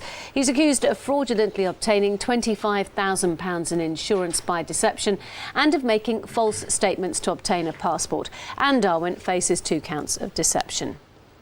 Italian Fabio Capello is set to become the richest coach in international football, expected to sign a £6.5 million contract as the new England manager. Well, the former England and Liverpool winger John Barnes is on the line. Good morning. For that amount of money, I'm assuming England is going to win in 2010. Well, we're hoping so, Penny, but before we start, could you just tell Kate that she's looking as gorgeous as ever? Oh, my favourite person. I know you're looking sitting opposite her. You Strictly Come Dancing people. I'm going to ask you about that in a minute, but first of all... we're talking football. No, I mean, it's a fantastic appointment. I mean, Steve Coppell, Gareth Southgate, and a lot of the English managers have expressed concern. While they appreciate that he's a fantastic manager and he will do a great job, it's a little bit sad that it hasn't gone to an Englishman, and I'm the same. But it's gone to him, so we have to get behind him, and I'm sure he'll do a sensational job because he is one of the best managers in the world. And what about the people who are going to be playing for them? Is anyone's place in the England team safe, do you think? Well, I mean, if we look at what's happened in the last 5 or 6 years, the team has virtually picked itself. And I suppose that some of the big name players have been left out, and they shouldn't be left out. But what they do need is direction, and what he will do is he will give them direction. He will insist on them playing his way rather than their own way, and if they don't shape up, if they don't shape up, they'll be shaped up because he's a very, very tough manager. It's interesting to see what happens with David Beckham because obviously, you know, at Real Madrid, he left him out quite a bit. So as to whether David Beckham's international career is over, we'll have to wait and see. Right, so it's a shape up or ship out. Just very, very briefly, Strictly Come Dancing, semi-final tomorrow, 2 words or even possibly 3. Who's going to win? Oh, I think that Alicia is the best dancer. But Gethin and Matt are great, and Gethin really has come on very well. So while I think Alicia is the best dancer, it's down to the votes. Gethin has a chance, but I would go for Alicia. All right, John, thank you very much. Finally, women are lugging around handbags weighing the equivalent of 5 bags of sugar. They're more than a third heavier than 5 years ago, as Michelle Morrison reports. Life for us ladies has become a burden, and this we can't blame on our men because it's all down to our handbags. The average weight of a woman's handbag has soared over the past 5 years from 1.72 kilos to 2.37. Or to put it into context, in our handbags we're carrying around the equivalent of 8 large potatoes. And that's because we're trying to stuff more into them, like laptops, books, phones, MP3 players, makeup, and loads more. Would you believe that the weight of a woman's handbag is usually about this much? Yep, mine's more than this. What do you keep in it? My phone, a couple of books, keys. Hair clip. You never know when you're going to need a haircut. It's a complete mystery to me, and I have no idea what's in a woman's handbag. So it looks like it's not just Mary Poppins who can fit everything but the kitchen sink into her handbag. Michelle Morrison, GMTV News. Where's that vacuum, please? And I always carry my flat in mine just in case I don't get home. The time is 7:35. In the next half hour, the countdown to Christmas, the key dates you need to do everything by to have a stress-free festive season. And Lewis Hamilton joins some very special children on a trip to Disneyland.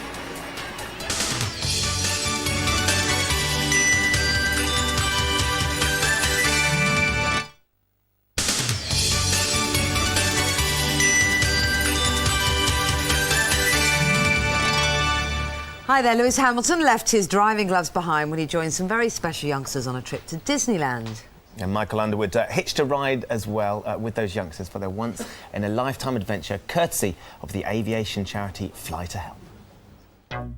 Right then, it's really early in the morning and behind these doors are 6 very excited kids. Why? Because they're about to be flown to Disneyland Paris on a private jet. How cool is that? And they're going to get to meet a very famous young celebrity. Right, here we are. This is stage 1 of the journey today. We're going to be travelling in this Chinook helicopter with Lewis Hamilton. We're here tonight, and that's enough. Simply having a wonderful Christmas time. Simply having a wonderful Christmas time. The party's on, the feeling's here. That only comes this time of year. How did you find the helicopter ride? Well, I've been on helicopter rides before, but this thing is pretty cool.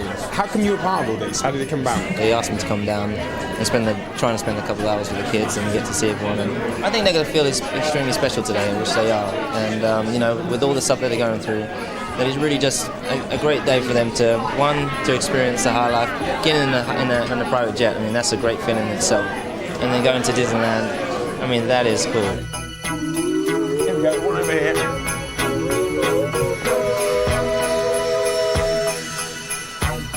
Look, we've gone through a lot of bad clouds. Look down there. I've been on the plane 2 minutes. 2 minutes, I'm already working, serving food to everybody. We're simply having a wonderful Christmas time.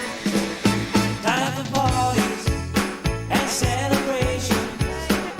People dancing all night long. Time for presents and exchanging kisses. Time for singing Christmas songs. Did you enjoy that flight? Did you? Because you look quite relaxed. You're in your seat like that, all laid back. Did you get used to living like that? I went on the plane and that was my favourite experience. How about you, Joyce? What did you like? All the rides at the themes. Now, have you had a good time today? I thought your favourite bit was when you saw Tigger from Winnie the Pooh. Because, young lady, when you saw him, you were chasing around the place. Yeah. I actually thought, I thought she was going to join the parade. Well, there you go, the end of a fantastic day. Guys, have you had a good time?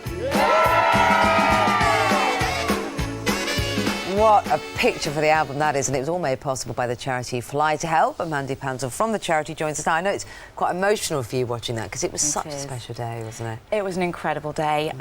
There's one thing that Fly to Help sets out to do, and that's to put smiles on faces. And as you can see from that, we succeeded, which is absolutely huge. All we wanted to do was sprinkle some fairy dust over some very special people. And it can't be underestimated, can it? I mean, these youngsters are very poorly in lots of cases, Yes. aren't they? And are having a tough time. The families are under a lot of pressure, all very difficult. And you think, what can one day to go to something candy floss like Disneyland do? But it's a huge thing. It can have an enormous impact. Not only does it give people something to look forward to, but it takes them away from their worries. They can literally leave their worries on the ground for a day, go somewhere, do something very special, something different, very exciting, and then they have all these lovely memories as well to cherish. So it's just awesome. How did you get involved in the charity? For me, actually, it's quite personal. Well, in fact, it's very personal. I had a horse riding accident just coming up 10 years ago, which left me with nervous system damage and chronic pain. And quite simply, in a nutshell, it's only flying that has got me back on my feet again and my life all exactly back to where I want it to be, with the self-esteem and the confidence that only flying can give somebody, really. Good for you. Well, it's wonderful work that you do. I know lots of other charities do similar sorts of things. So thanks very much for coming to tell us about it. Thank you very much. you. Can I just say a very big thank you to Bombardier, because without them, that day would not have happened. So, huge thank you. And you had Lewis Hamilton there as well. I know, how great is that? All the mums thought it was wonderful. I bet. Something for the mums and the kids. I like yourself, man. It's lovely to meet you. Thank you very much. The time is 16 minutes 8. Here's the, well, are you ready for Christmas? That's the big question today. It's creeping up on us. Only 11 days left to go. That's that 10 you get days your more shopping than done. you need, isn't it? To be honest, it's 10.5 days more than I need. It's a busy weekend shopping this weekend. So Miranda Shunker has been compiling a guide on how to avoid the last-minute panic on Christmas Eve. Miranda. Good morning, Ben. Yes, so much to do and so little time. So we've brought you here to the Blue Water Shopping Centre just to savour a moment just before the rush begins. You've got 11 days to go and the doors are not opening here for a few hours. But are you ready for Christmas? This is the big thing. There are a few things you can do to get ahead. You haven't got much time, so here's a handy guide before we go and talk to Santa about this Christmas must-have toys. Buying Christmas presents is one thing, but if you're planning on posting them, you need to get a move on. The deadline to guarantee delivery on time for standard parcels is today, but for letters and cards it's the 18th, which is only next Tuesday. Shopping online is a great way to avoid those queues and the crowds. For things like books and DVDs, order by the 19th to be on the safe side. If you're anything like me, you'll leave all your Christmas shopping to the last minute, but don't worry, the shops will be open till 5 p.m. on Christmas Eve, and you might even find yourself a bargain. And finally, after all your hard work, you can sit down and relax. Thank you, Santa. Cheers. That being the most important part of the day, getting that drink in. But look, all good advice, Miranda, but what are this year's must-haves? Well, yes, it is an important time for children, of course. And Santa, you've got your work cut out. So what are we looking at this Christmas? Well, let's have a look, shall we? I've got a few early Christmas presents. So let's see what we've got in here that children really want to get their hands on this Christmas. Well, this is a moon sand castle set. This is all about dried sand, and you can build castles to your heart's content. No beaches needed. And the price on this is $17.95. So that's something that children really do want. Oh, what's this? Let's take a look at this. Bit of a smaller item, but it's quite heavy. Oh, look, and it's one of those Nintendo DS's. Now, these retail about £99, and these are literally so hard to get hold of. Adults and children want them, and they're sort of a throwback to the 80s when you could get them. You might remember them, Ben. Also, what have we got here? Well, this one is a little bit lighter, and it's a watch. Ben 10 Omnitrix watch. Now, this is based on the cartoon series. These are retailing about $10.99, and they've got all the gizmos there. They flash and buzz and whatnot, so all the children want them at the moment, certainly the boys particularly. And let's have a look at this one. So we've got a car here, but we've also got a transformer inside. This is the ultimate bumblebee. Now, this retails at $79.99, so a little bit more expensive, but obviously a hit with the boys as well, and it's all singing, all dancing, a robot there. So a lot of children want to get hold of that. And last but not least, we have got a flying radio-controlled dragonfly. Now, this is a little bit cheaper. This is $33.99. Apparently, it's quite difficult to control, but brilliant fun. So these are the must-have this Christmas. The shops are saying they're trying to fill their shelves as much as possible, but the good advice is to check online. And just finally, if I can just show, this is my favourite. Little parrot there that dances as well. There you go. So that's my favourite. I'm going to be stocking up on that. Miranda, if you could just slip that Nintendo DS into your bag, that'd be really handy, because no one can get hold of those things. Very, no batteries. Very, very no in batteries. demand. That parrot won't get on your wick, would it? Yeah, after about 5 minutes. Yeah, exactly. If it's not Thomas the Tank Engine in our house this year, it's not going to fly. It's not going anywhere. It's not happening. OK, you can flick through our gallery of all the must-have toys this Christmas. That's on our website, gm.tv.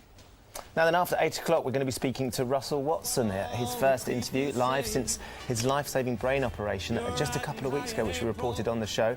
He's going to be talking to us at 8:10.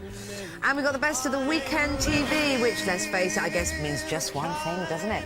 finally finding out which of these three win the X Factor. We've got more in a couple of minutes.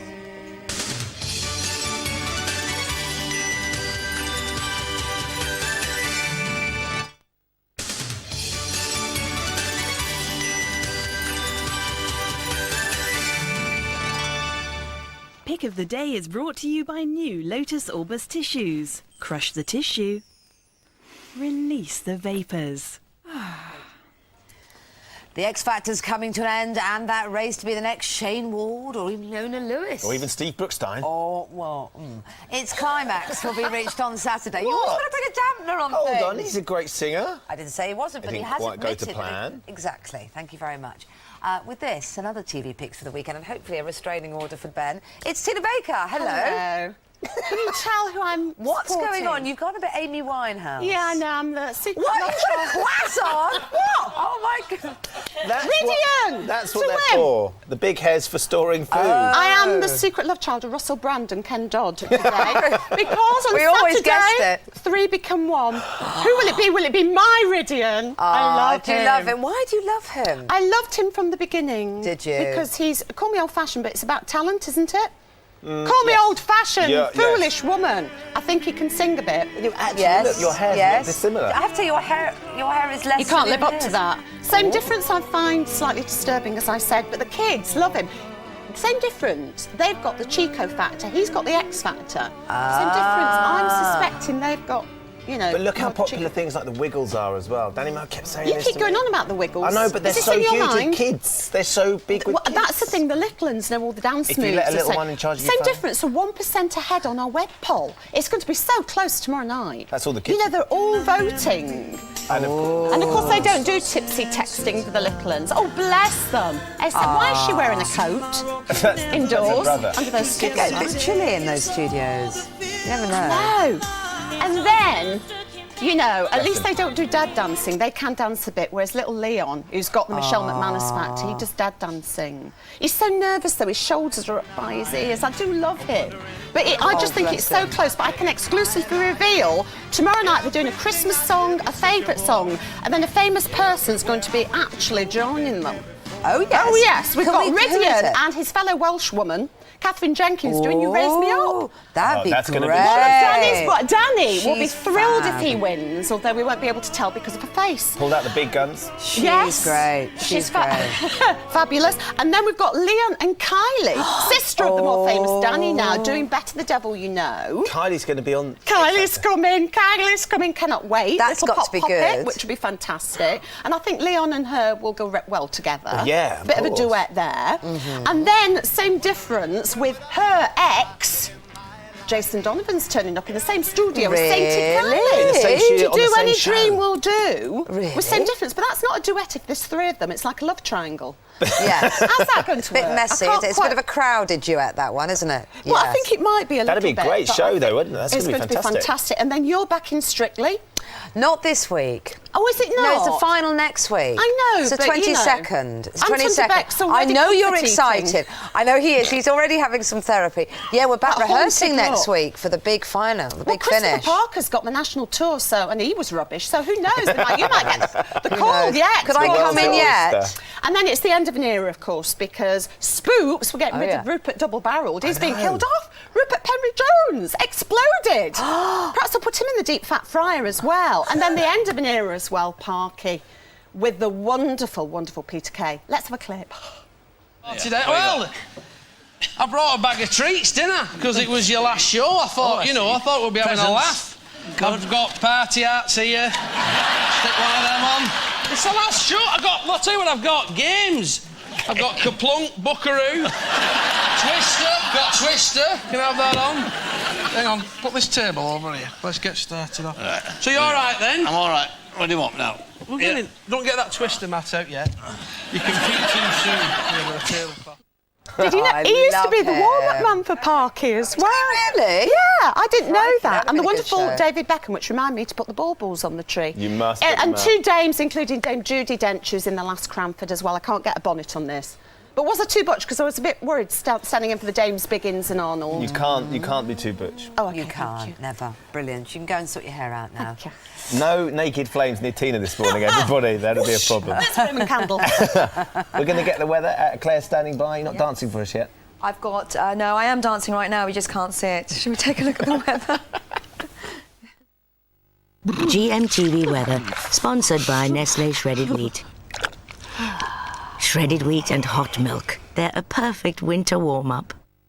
A lot of you will be dancing this evening because obviously it's party season. Friday night and Saturday night will give you a forecast on those evenings in a moment. Let's have a look and see what's happening at the moment. You can see here we've got clear skies down towards the south as well as thicker cloud towards the north and the west. In fact, that's been the situation over the last few days, and you can see where the cold air is, and that means a chilly start for England and Wales, milder to the north and to the west, where the winds are fairly strong here. So the picture this morning is, well, we're struggling with temperatures, to be honest, and there's a lot of cloud around, quite a dull start to the day. We're seeing more brighter skies just emerging now across the West Country as well as the western side of Wales, and this is where we'll see the highest temperatures, 8 degrees Celsius.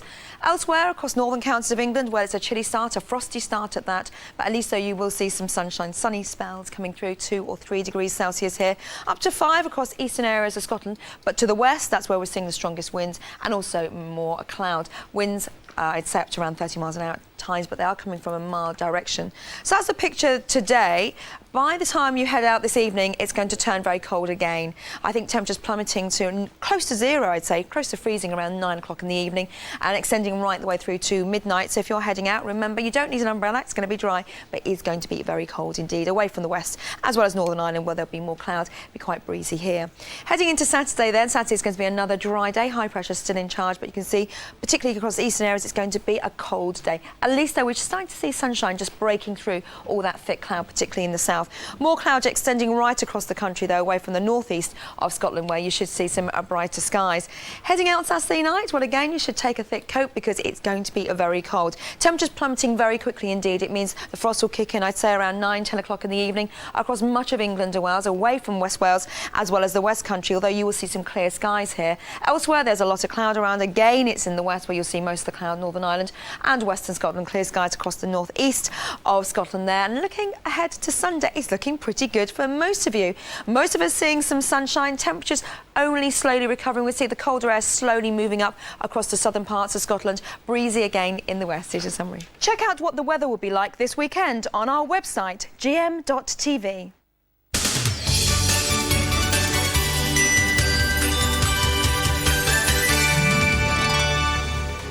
Good morning. Having fun and staying safe. Calls for revellers to wise up to the dangers they face during the party season. A poem to my son. The father of Rhys Jones remembers his son as they search for his killer. And Emma Bunton hobbles back into Britain, but will she be fit for the British leg of the Spice Girls tour? That's what we're talking about on Friday the 14th of December 2007.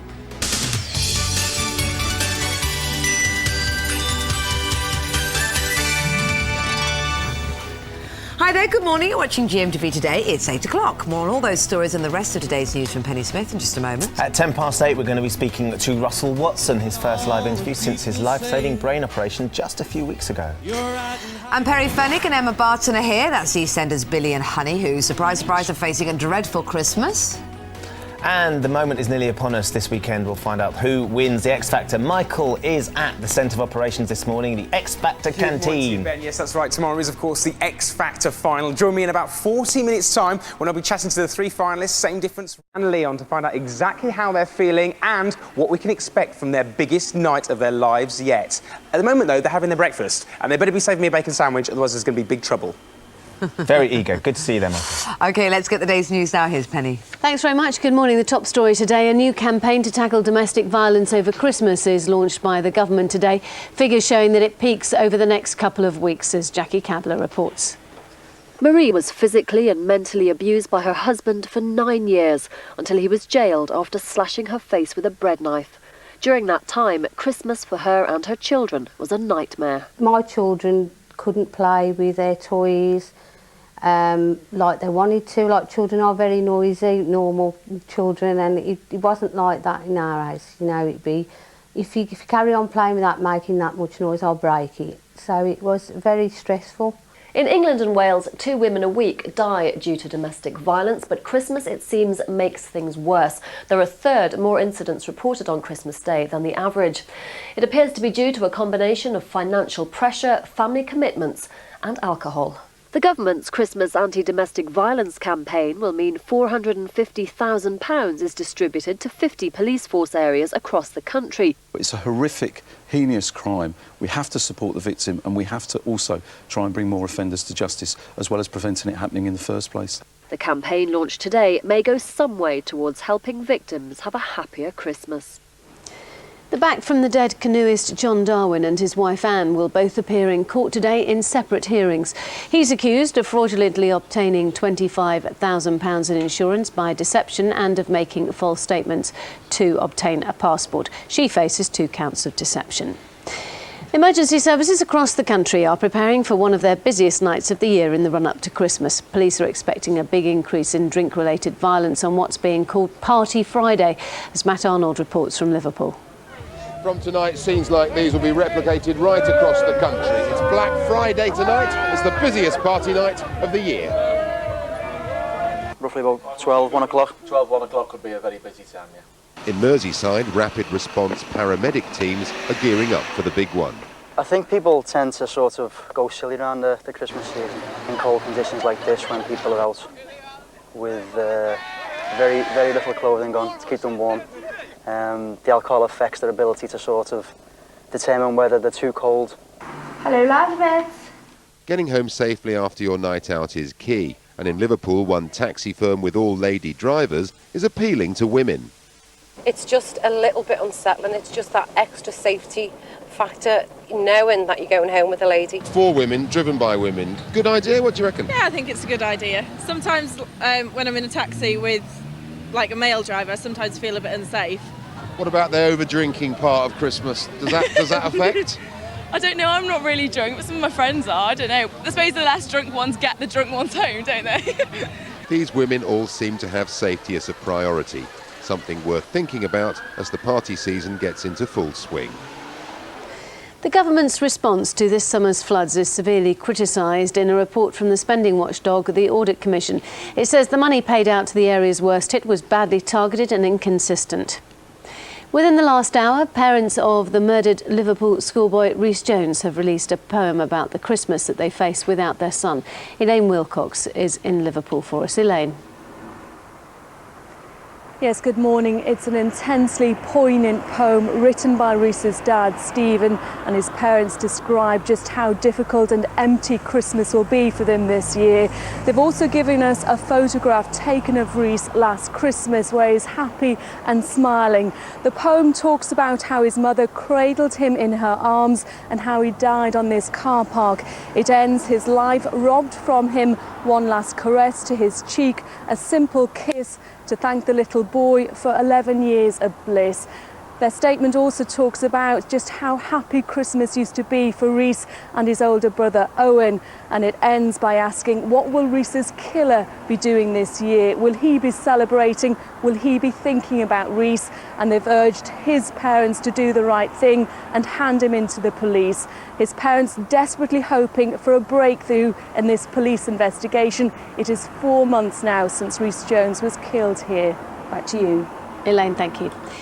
Italian Fabio Capello is set to become the richest coach in international football, expected to sign a £6.5 million contract as the new England manager. The Spice Girls have arrived in London for the British leg of their reunion tour. Priya Kaur-Jones reports. They might have kicked off their comeback tour on the other side of the Atlantic, but the wait for fans here is now over. The Spice Girls! The Spice Girls are back in the country, ready for their tour's UK leg. But one of their legs was a bit worse for wear. I actually slipped over the other night on stage, which was very embarrassing. But I'm doing everything. I'm actually seeing David Beckham's doctor. So I think she'll recover. Girl power. Got the best treatment. Yeah. It's fine. Going to see them how many times? 4 times? 4 times, and once in New York as well. We grew up with them, really. We were about 8 when they first came out, so really excited to be back together. Bumps and bruises aside, the girls seem genuinely excited about their shows. But we are so excited to be home. We start at the O2 on Saturday and we are going to rock the UK. Girl Power is back in the UK. The Spice Girls are here to perform 17 dates over December and January. If you really want a ticket though, tough luck. They're all sold out. But if you have got one and believe the critics, you're in for a treat. Priya Kaur Jones there. On our website this morning, advice on how to stay safe if you're heading out tonight. Why experts are calling for more talking and playing in the classroom. And who should win the X Factor? Vote in our online poll. It is neck and neck at the moment. Less than 1% between Same Difference and Ridian. All that and more on GM.TV. And finally, this is not the way to drive out of a multi-storey garage. Firefighters in Atlanta had to rescue a man from his car as it dangled 7 floors above the street. He'd apparently driven a little bit too fast up a ramp, smashed through a barrier. It's 8 minutes past 8. Here they are, Ben and Kate. Thank you very much, Penny. you. That's quality parking, that, isn't it, Garraway? Thank you. All right. We're gonna Even check- I've never done that. I know I lost a car once in a car park with you, but that was a different matter. More than once. Let's check out some of your festive front rooms that you've been texting us furiously. Yeah, they look great. I'm asking you to send in pictures or picture messages of your front rooms decorated. Oh, look, that's so sweet. Yeah, that first one's from Lewis James Middleton from Liverpool. Or that could be Lewis James. I'm assuming Lewis James on the left. Yes. In that Santa needs a situation. little good feed, doesn't he? He really, does. To be honest. Very soon, Victor and Rebecca legs there. Julie looking from in Barnsley. Oh, that's sweet. And even the dog's dressed up. A dog reindeer. It's not easy. It's a dog's life at Christmas, isn't it? You have to get dragged into it all. Sharon Love, there you go, from Stirlingshire. She's got a big Santa and a snowman. Look at that, the Christmas cards going up as well. Fantastic. Ooh, you bet you like Mr. that one. Garnett in Bishop Auckland. That looks very posh. I've got to say, it's like a proper sort of Dickens Christmas, that one, isn't it? 15-foot high tree. that is. Beautiful. And look, the school Beautiful. dinner ladies from Perth High School have sent us this picture of their dining hall with the tree behind them. Thank you very much, ladies. Brilliant. Well done. Well, the phone lines for entries are now closed, but you can see lots more on our website. Clips and pics. And next week, Checkers will be knocking on the door of the most festive front rooms in the country. So you better start dusting, actually. Yeah, absolutely. Still to come this morning, we're going to be speaking to Russell Watson, his first live interview since his life-saving brain operation, which was just a few weeks ago. First, let's check what's happening where you are.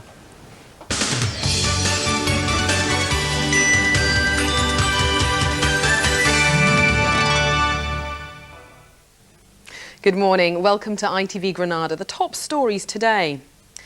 The family of Rhys Jones, the 11-year-old shot dead in Liverpool, say Christmas will be an empty experience for them.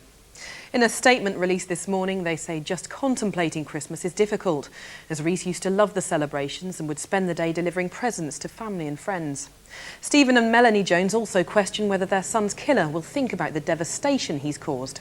They've also released a poem in which they thank their little boy for 11 years of bliss. Fears of a £20 million shortfall in Liverpool's Capital of Culture budget will be discussed at a crisis meeting later today. With just days to go until the start of the celebrations, Council leader Warren Bradley is meeting with the city's 5 MPs to discuss ways to find the money. Options include selling council land, raising council tax, or borrowing from the government. All the MPs in the city and all the people of the city want 2008 to be a great success. So we all want to do what we can to make it work, but he needs to put his cards on the table. He needs to be clear about what the problem is, and he needs to say what the city is doing about solving this problem. So far he's been going around saying there isn't a problem. Well, that doesn't help. An investigation's continuing into the cause of a fire at a blacksmith's in Kendal. The fire started at the premises in Collincroft in the early hours of yesterday. The business is one of the few remaining blacksmiths in Cumbria. To sport now, and Ricky Hatton flies back to Manchester this morning. It's not the victorious homecoming the hitman had been hoping for after losing to Floyd Mayweather in Las Vegas last weekend. Now, ITV Granada's joined the launch of the annual Christmas Careline appeal. Lucy Meacock joined other celebrities for the launch on Coronation Street. TV and radio stations from right across the region are supporting the helpline. Finally, all next week on Granada Reports, you can help us to get into the Christmas spirit. We want you to share with us and the rest of the North West your Christmas pictures. We'll then show the best every night and put them on our website. So either you can email your photos to granada.reports@itv.com, or you can text them to us, starting the text with the word Granada. Send it to 63332. That's 63332. Well, that's all from us for now. I'm back in this morning at 11:10. In a moment, it's back to Ben and Kate on the sofa. First, though, the weather. Pantene Pro-V Winter Rescue, forecasting a great hair day, whatever the weather. Sponsors of GMTV Weather. This morning's chilly but dry with some sun in parts. This afternoon getting cloudy with temperatures reaching highs of 3 degrees Celsius.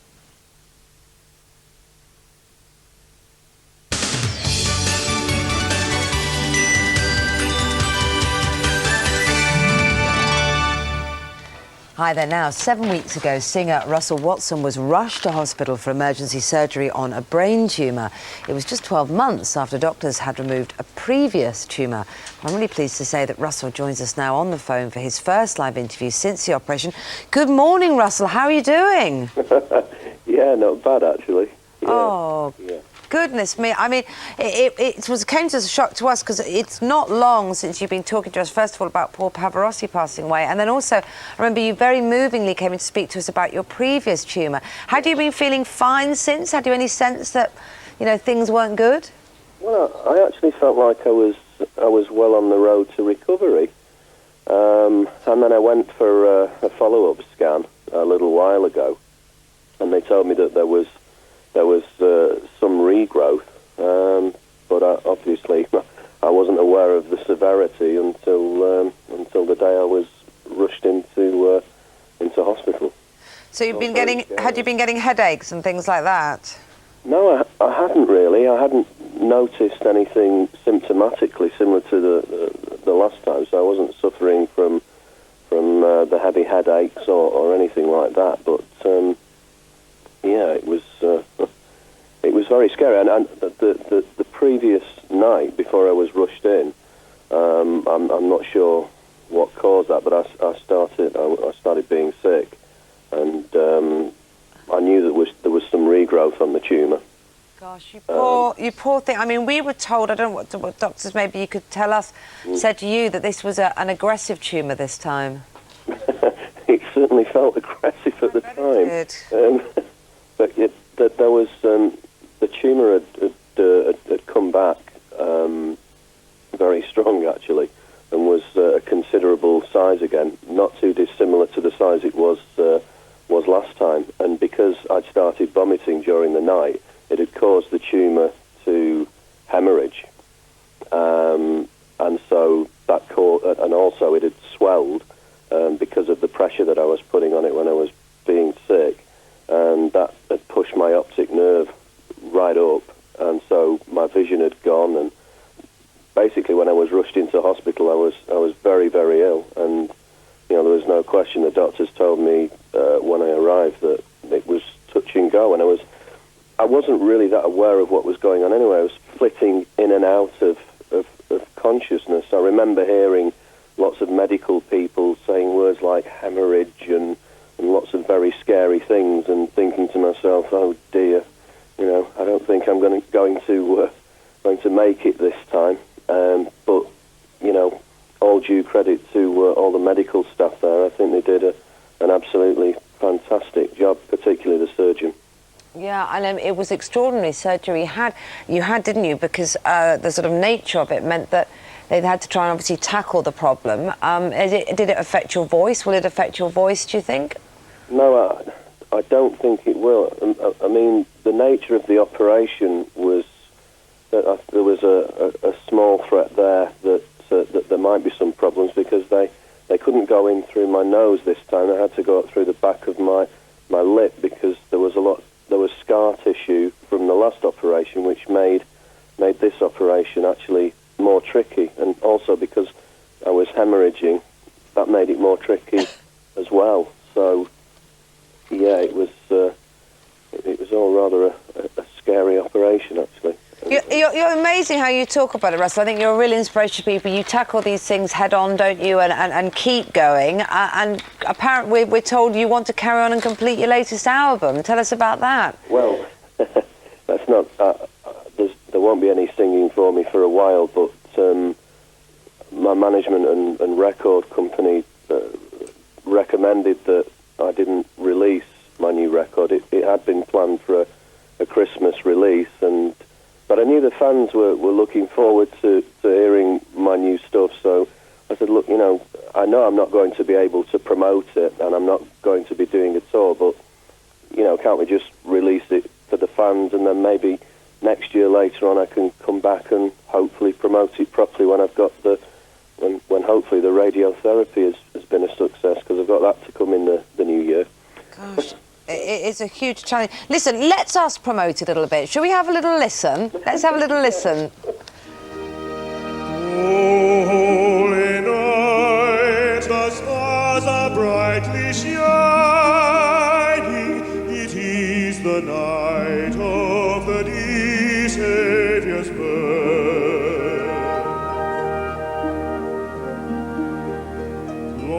Well, you're sounding in great voice there. How are you sort of approaching life? And we're coming into Christmas and a new year. What's your frame of mind at the moment? Well, my frame of mind is positive. I've got a new fight in the new year, because on the 2nd of January I start a long course of radiotherapy to get rid of any remaining tumour, because the tumour had got so big it had kind of found itself in a lot of the areas around the front of the skull where there's a lot of nerves, the optic nerve being the main one, and so that can't be removed with the knife.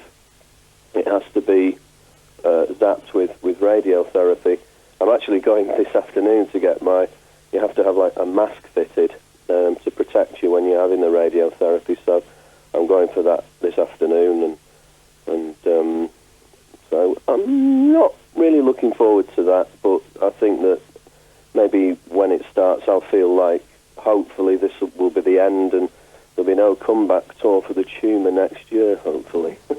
Well, Russell, it's wonderful to talk to you. It's good to hear your voice anyway. So many people I know wish you so well and would want me to send love to you. Good luck with your challenges this afternoon into the new year, and let's hope you're back on the sofa soon talking about promoting that album.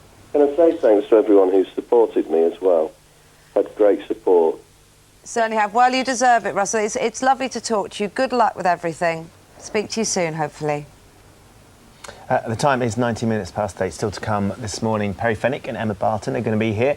EastEnders Billy and Honey, who, surprise, surprise, are facing a typically EastEnders Christmas.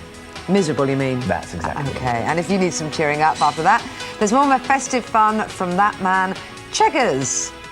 Hey, a very good morning to you. Yeah, welcome back. We're in Cardiff this morning, getting ready for a big production number. Yes, they'll be singing Cheggers Sings Christmas here in Cardiff very shortly. Oh, hang on a minute. You can't just grab my shoulder while I'm walking and try and butt in on the television. Keith, you're so witty and intelligent. We're thought running your own TV show. Oh, God, it's so embarrassing. Just ad-libbing off the cuff. Join us after the break for Cheggers Sings Christmas in Cardiff!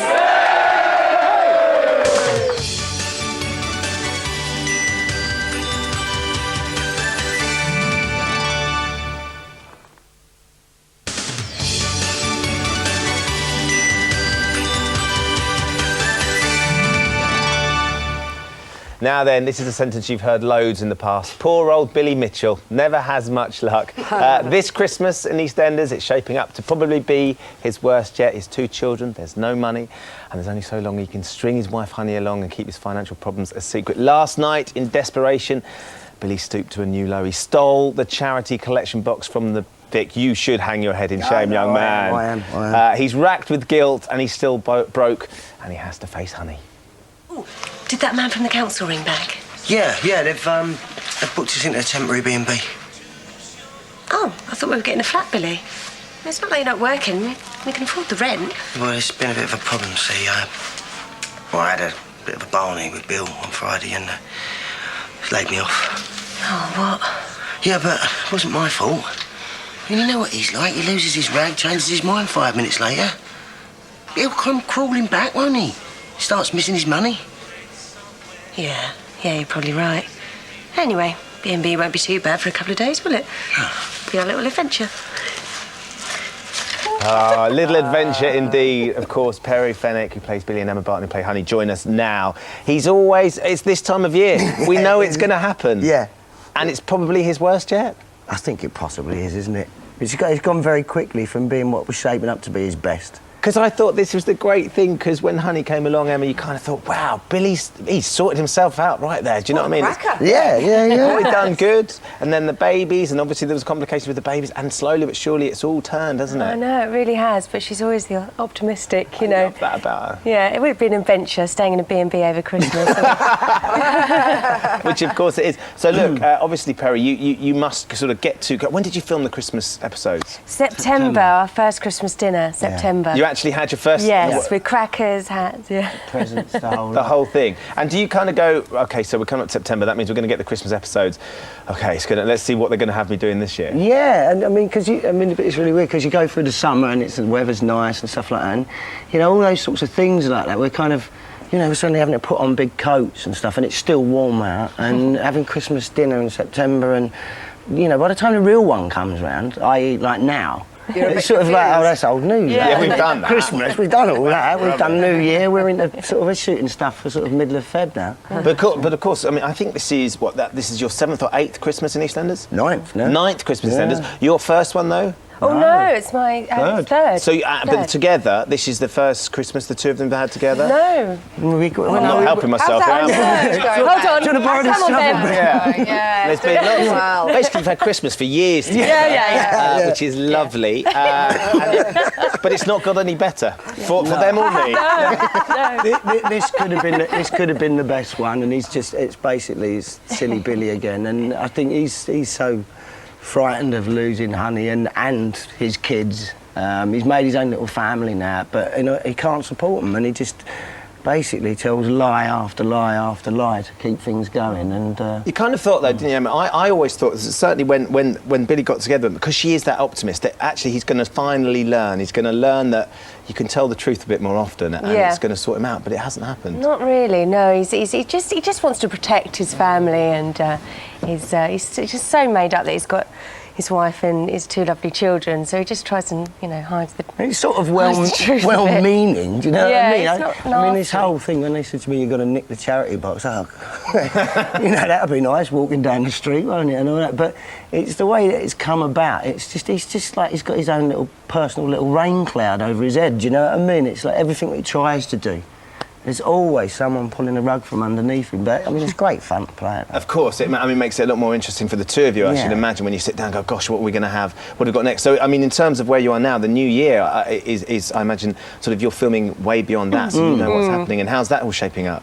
Well, without giving too much away, it gets worse before it gets better. It does, definitely. Yeah. But there is some sunshine on the horizon. Summer, it does get slightly better. I'm sure it will do. I mean, because it'll be someone else's turn to get miserable. Kind of goes in little cycles like that. Do you know what I mean? We'll have a little happy time, and then it'll go pear-shaped again. But I mean, you say you filmed it back in September. But in terms of being on set around now at Christmas, does it get sort of more of a laugh down for all the EastEnders cast, because everyone's with the crew as well, getting more into the Christmas spirit? Yeah, we get all very excited. You know, we've all got we're working on different bits of stories. You know, Honey and Billy and the Branning storyline coming up and all that. And so everyone's really excited. Everyone's watching what they're doing around the Christmas eps, and it's really exciting. Did you see that? Did you see that? Do you have a big Christmas party? Do you all get together? Yeah. Well, the thing is because when we shoot the Christmas stuff, I mean, it's I'm sure the other soaps do it as well, is what we do is that we bank up episodes, because it's the only time during the whole year where there is no production going on. So as of next Friday, everybody is on holiday for 2 weeks. How lovely. Wouldn't that be nice? But that's why wouldn't that be nice? Yeah, so that's why we all get to do that. We work really hard September, October, just doing... Normally we do 8 episodes every 10 days. So you've got your 2 weeks holiday, you're going to have a lovely time, and we're going to be suffering with the two of you on screen. Yeah. We'll be on holiday, and you can be watching our misery back here. Well, look, it's lovely to see you both. Thank you very much for coming in. Can I just say something very, very quickly? Well done to everybody at the Down Syndrome Association who did their Christmas Carol concert last night. Well done. Brilliant. Well done to all of them. Thank you guys for coming in. Have a lovely break. Thank you. Got a bit of singing next. I suspect that your concert was slightly better than what's coming up. You never know. Keith Chogrin is next, and also still to come on Entertainment Today. Will it be Liam Ridion or Same Difference? Countdown to the X Factor finale begins.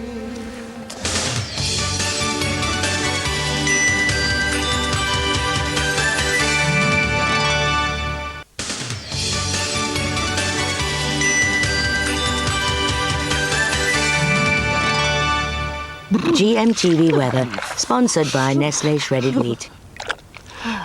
Shredded wheat and hot milk. They're a perfect winter warm-up. Hello there. A cold and cloudy day for much of England and Wales. Temperatures really struggling. I'd say away from the western side of Wales down towards the West Country where you should see some sunshine, and temperatures probably 8 Celsius, 46 Fahrenheit. A chilly start across northern counties of England. At least though here you will see some brighter skies, and those brighter skies sort of extending up towards the eastern side of Scotland. But to the west, that's where we're seeing more in the way of cloud. The odd spot or two of rain can't be ruled out for Northern Ireland. A mild and breezy day. It's going to be a chilly night tonight. At least though most places will remain dry. You too. Thanks very much indeed. She couldn't remember our names then. No. It's You all right, two. it happens to the best of us. That lot on the sofa.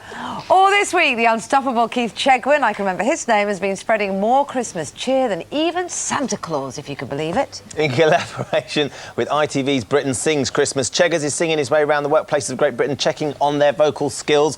They're doing not too bad down in Cardiff this morning. Oh, I can't tell you they've done nothing but sing this morning. Welcome back to Cardiff! To Paramount Office Interiors, Nigel is the boss of Santa this morning. How many people do you employ down here? 75. Right, you're all geared up and ready to go for Christmas already, aren't you? I do. We've had some great fun this morning, and GMTV have been fantastic. Welcome to Cardiff. That's what we like to hear. Great. You've got a mixture of who? Office workers, what? Yeah, most of the guys here are actually working on the sites. They should have been actually on site about an hour ago. But you've kept them back for us. They're enjoying themselves. Santa, can I say first positions, please? Away you go. Back to your first position. Lovely. Good luck to you all. Come outside with me, because the party doesn't start here. It starts right down at the end. As I say, ladies and gentlemen, get your video recorders ready to go. It's Christmas! Singing the sleigh classic, Merry Christmas. Please welcome Cardiff!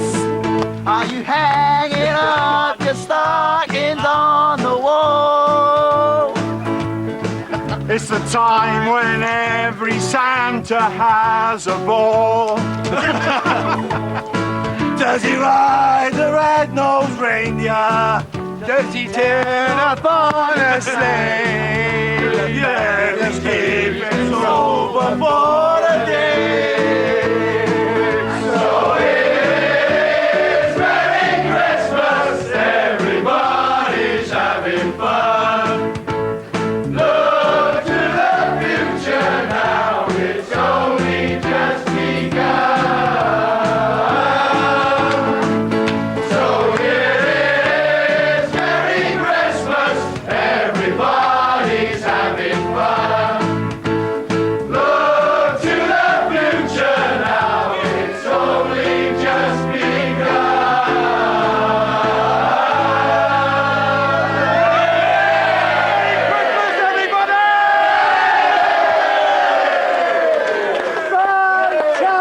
Fantastic! Can I say, congratulations to you lot. An absolutely fantastic day, and a very big thank you to all our singers this week. We've had a blooming great week. Where are you, Steve? Come on, give Steve our keyboard player a ring. And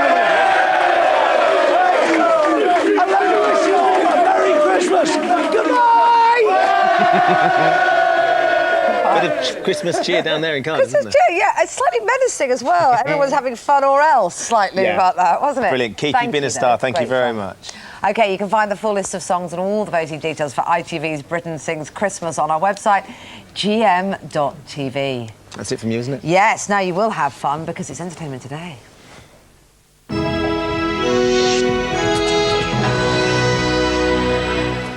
Hi there, good morning. I'm just trying to work out which fairy would look best on the Entertainment Today Christmas tree. Anyway, welcome to Entertainment Today, the show crammed with more A-list celebs than a VIP box at the Spice Girls gig. Entertainment Today, brought to you by the Vicar of Dibley. Holy, holy happy ending. On DVD.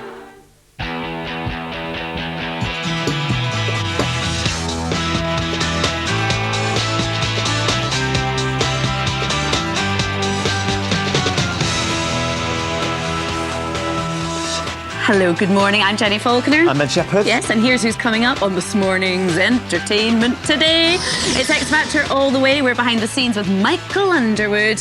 With the X Factor finalists, there they are, Leon, Rydian and Some Difference. All going to be talking to us about tomorrow's big final.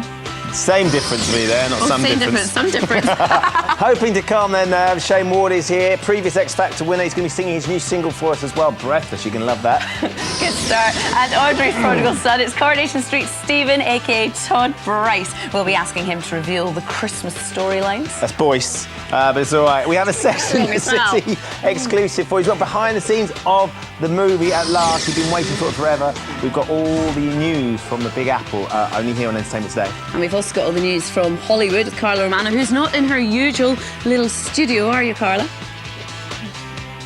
Good morning. No, not in the studio this morning, guys. No, because I'm keeping up with the Joneses, the Vinnie Joneses. I'm live from Vinnie's pad all morning. We'll see you a bit later on. Vinnie looks very happy about that, doesn't he? That's all coming up on today's Entertainment Today. Ooh, and some showbiz news to kick off the show this morning. Australia has been caught by the Billy Elliot bug. Elton John, with Tutu, has just opened the Aussie version of the musical in Sydney and had this to say about why he took the show down under. Look at him. It's our first venture outside of London. And we've got great plans to take it to New York, but Australia wanted it first. We thought it would translate very well to the Australian people because they have the same kind of sense of humour. My mum has just come back from Australia. She went to a preview because her friend's little boy was playing Billy, the little boy. So no, but they get this. Hold on, let me finish the story. He fell over the day of like 2 days before, so they had to fly out one of the Billies from England to go on cover. So the Billy from England had to do the big showbiz premiere. Can you imagine that? Billy from England got flown out to be Billy in Australia. He must have been seriously jet-lagged as well. Goodness. He got round it. I tell you what, I've seen that show. It's absolutely fantastic. Yes, I think it's one of the best shows in London. They can't say enough about it. It's exactly. Awesome. Well, look, that's a big show that's happening down under. This weekend, though, 9 weeks ago, 12 wannabe pop stars started their musical journey to the X Factor final, which happens tomorrow. 9 have fallen on the way, leaving just 3 of them looking to follow in Steve Brookstein, Shane Ward and Leona Lewis's oh-so-big footsteps. Oh, yeah, exactly. So have Leon, Ridian and Same Difference got it in them to win? Well, our own crooner, Michael December, brings me back to you. Underwood is down at X Factor HQ to find out. Give us a song, Michael. Do you know what, Jenny, I cannot believe you brought that back up. And we don't like to talk about that old Christmas hit, top 20 smash hit, I might add, last year. Sold loads, lots of money for charity, don't like to talk about it. Yeah, good morning to you guys. It's, of course, the X Factor Grand Final tomorrow night. 100,000 auditionees. After 6 months, we're now down to the final 3. You can see them right behind me here. Sean and Sarah, Same Difference. We've also got Leon and Ridian. Now, they've got the biggest night of their lives tomorrow night, or they wouldn't tell. They're looking very calm so far. They're vying for that £1 million recording contract. Now, Sean and Sarah, I'm going to start with you guys. You're down to the final 3. Massive night tomorrow. How are you feeling about it? Because, I mean, I guess a few weeks ago, you'd never have thought you'd be here, surely. Not in a million years. We're just so thankful to even have the chance to appear in the huge final. And we're just going to do our very, very best and just hope for the best. But whatever happens, you know, we've had an amazing journey and we're just so thankful to be here. Now, the big thing about tomorrow night, of course, you've got a duet with Jason Donovan. We know about that. Yes. Tell us what it is you're going to be singing. We're going to be singing Any Dream Will Do from Joseph. Now, I'm imagining this is going to be a big, big stage production. Can you tell us any little secrets you can let us into? Oh, we had kids last time, and we're going to have a lot more this time. Oh, That's wow. all I can say. There are loads of people on stage. Listen, good luck with that tomorrow. Thank you. Leon, we're going to continue now. Now, I think it's fair to say that before this competition started, you probably had the least performing experience, really, in comparison to the other 2 finalists. Yes, we know your confidence has been up and down. How's it been for you? How are you feeling right now? I've just had the best time in my whole entire life. I've never done any school shows or anything like that, like you said, and I threw myself in the deep end by it in this competition, and I just think I've coped really well and I've just had the most fun. Now, I know you've met one of your heroes already, Michael Bublé, of course, which was an amazing week for you. Kylie Minogue tomorrow night. How are you feeling about that? I'm just so excited to be performing with such a superstar. Can't believe I'm going to be sharing the stage with somebody of that calibre, and I'm just really looking forward to it. Now, I thought you were going to be doing Kids, but you're not. Tell us which song you are doing with Kylie. Better the Devil You Know. Any devil outfit? No, just a smart suit. Just can't believe I'm going to be singing with Kylie. Nice one. Well, good luck tomorrow. I'm very jealous, actually. I think a lot of men out there will be. Thank you. And Ridian, of course. Now, I'm thinking pressure-wise, because you're going into tomorrow night, I think the favourite at the moment. Is that playing on your mind? How are you coping with that? Well, I'm not thinking myself as a favourite, to be honest, because there are 2 other great acts here, and I mean that. However, being billed the favourite, I'm a bit worried that people aren't going to pick up the phone because they naturally think that I might be sailing through, which is not going to be the case. Tomorrow it's all to play for. I'm just really looking forward to it. Now, you've got a duet tomorrow with the amazing Catherine Jenkins. I know. How are you feeling about that? Really excited. I've always wanted to sing with Catherine. I think she's a fantastic singer, a lovely lady. And yeah, I just hope, I hope that the public like our performance. And a classic tune as well. Tell us the tune you're doing. I'm going to sing You Raise Me Up, which has never been done as a duet before on TV. So it's going to be unique, and I'm just really going to live it up. I can't wait. I personally can't wait to see these three performances. Good luck tomorrow night. I know you're going through a lot. You've got big rehearsals. Am I right in saying that actually you've not seen Kylie yet? You're doing the rehearsals tomorrow with Kylie? Look at that. All very last minute, guys, but I'm sure you're going to wish them luck. And they're sticking around a little bit later on as well, Ben and Jenny.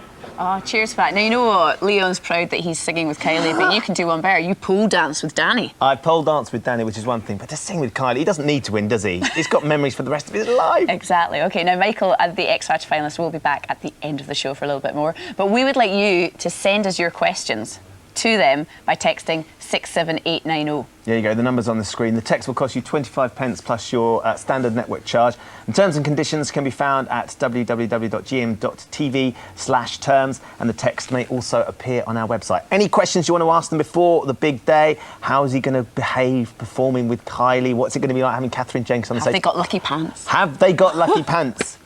That's a great question. That's a question I'd ask them. It is. Text us in. OK. Anyway, now, I've got a showbiz question for you.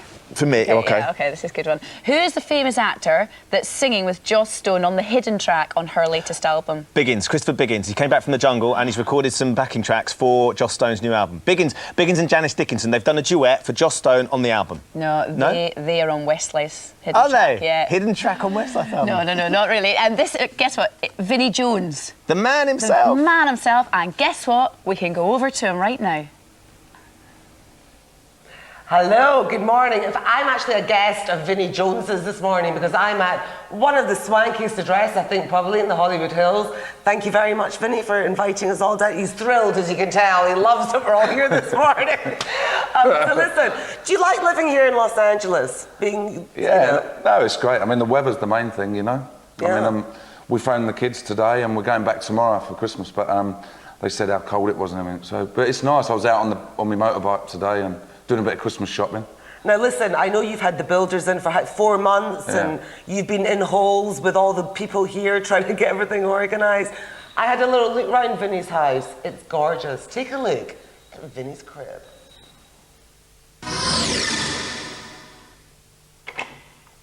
Who is it?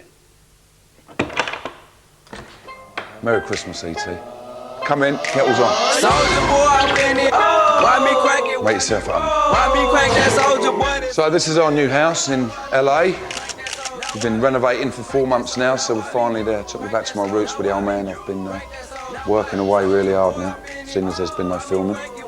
This is the scene of the crime where I take all Jay Stavum's money on a Friday night. He comes round and Tans does us a bit of home cooking and then relieve him of all his dollars that he's been earning with stuff like this. Superman that why me crack that RoboCop? Super friend, now why me jocking on them. So this is the cabana I built. Put the big screen up there. There's about 20 of the lads here Saturday night watching the Ricky Hatton fight. Bit disappointing, but this is my little hideaway. I come up here and I watch all the English football on the telly or sitting there and read scripts, put a bit of meat on the barbecue, and then jump in the pool later. So this is the lounge, this is where I relax. I've just got Chelsea coming on, my old team, so it's time for you lot to go. Nice house. It looks a bit like Ben's house, that one, actually. Yeah, Your pool's very bigger similar. Very similar. Those white tiles wouldn't last 5 minutes in my house. Lovely to see you, Vinnie. We're going to come back and hear a lot more, Carla, aren't we, about Vinnie's new film? Yep, Strength and Order, his new movie starring Michael Madsen. He thinks it's going to be an award-winning movie, don't you, Vinnie? You're very excited. I hope so, yeah. I hope so. Nice little Irish movie, and Madsen was brilliant. Got on brilliant with him, but the accent's there, the Irish accent. So, yeah, hopefully we'll win an award. We'll see it a bit later on. Yeah, we've got an exclusive clip as well. Thanks very much, Carla. Yeah, cheers to that. OK, it's only 11 days until Christmas, which means it's definitely time for a spot of Dickens. This year, the BBC's dark adaptation of Oliver Twist has a fantastic cast of who's who in British drama and not a note of food, glorious food in sight. Yeah, Michael was lucky enough to jump back into time to ye olde London town and check out the latest version. Oliver Twist Without doubt, one of Charles Dickens' most popular books, and it's been made into more than 20 different screen versions. But you know what? There's always room for one more. More? Yeah, I like what you did there. That's good. Look in your pocket. How'd you do that? Like many things in life, Nolly, it's easy when you know how. When he thinks he's being really good, he knows he's bad. And when he feels really bad, he knows he's really good. He has all these boys who he looks after and feeds. He just happens to work them as his thieves. And the first adult that is ever kind to Oliver in the novel and in this adaptation is Fagin. Guys, it's good to meet you both. The true stars of Oliver Twist, the pair of you. How are you? Really good. Excellent, excellent. Well, William, I'm going to start with you. Yeah. You are the Oliver in this new production. So what's it been like? Oh, amazing. Brilliant. Everyone's nice. Now, Adam, the Artful Dodger is a great role to have. Have you enjoyed it? I think it's the best role, to be honest. My role. Cheeky. Why do you think it's the best role? Because he's got a bit of everything in his career, as I call it. From start to finish, he's got a bit of sadness, a bit of happiness, a bit of cheekiness. You've got to have your wits about you. Be quick on your feet. Light with your fingers. And keep your eyes peeled for marks. Marks? Don't ask questions, Nolly. So it's great to meet you. Now, you play Bill Sykes in this piece. So how did you feel when you took on the part? Because a lot of actors have played it before, haven't they? Really excited, actually, because he's the ultimate bad boy, really, isn't he, in British literature. And are you playing him like that, or are you going to give him a slightly softer side, or are we getting literally hardcore Bill Sykes? No, I'm a bit of a soft touch personally, so they'll be soft as well, but only where applicable. Unlock your eyes out your head, you keep staring. Oliver, go back to bed. I heard you. I was worried that you were scared. What are you doing to him? There ain't nothing to worry about, Oliver. No one's scared. It's a game. As soon as I heard they wanted me to play it, I thought, oh, great, but obviously let's have a look at what it's... You know, there's been so many good versions of it, I didn't want to be in the duff one. So when I got back, I read it, and I was just blown away by the adaptation. It's brilliant. Are you disappointed it's not a musical? As far as I'm concerned, not bursting into song is a bonus. No, not remotely. I mean, you won't catch me singing. You know what I mean? Unless I was karaokeing. What? What did you say? I said, please, sir, I want some more. Well, you're just not having any. That is an immortal line, isn't it, to be able to say that line? And he did it so brilliant, that is just brilliant. I know. Did you spot the potential spelling mistake there? The old English spelling of Fagin. Yeah. I like what we did there. Yeah? Oh, well, anyway. We're going to take a short break to try and get ourselves together. But don't think about changing sides, because you're going to miss the one and only Shane Ward performing for us as well. Performing Breathless, yep. And the X Factor finalists, Vinnie Jones, live from Hollywood, and Coronation Street Stephen. Yeah, before that, though, a Sex in the City exclusive for you. Sit back, put your feet up. Here's a peek at the long-awaited big screen version of Carrie Bradshaw's Big Apple Antics. Nothing lasts forever. Dreams change. Trends come and go. But friendships never go out of style. Hello, lover. Beautiful, fabulous.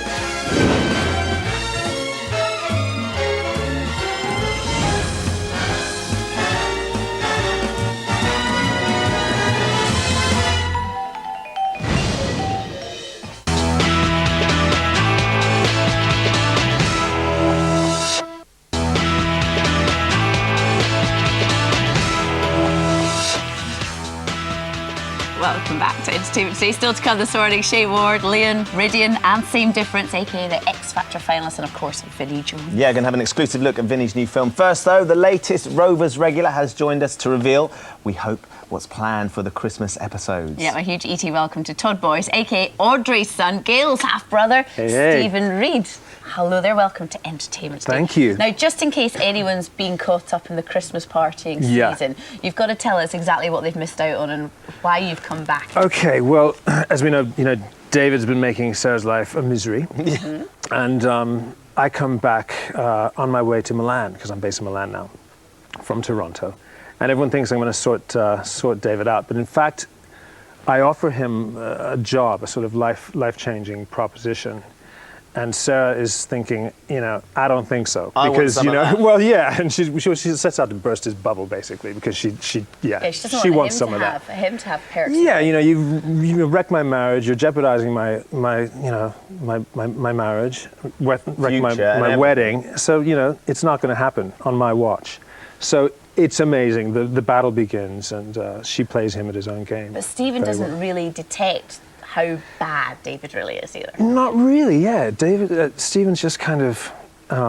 Not sorting anyone out. He's just kind of causing probably more problems than solving little them. so-and-so, isn't he? I think he's so twisted. It's so twisted, and it's all in those eyes, Yeah. which is just... Well, we've got a little clip of the moment you offer him the job. Let's have a look. Right, great.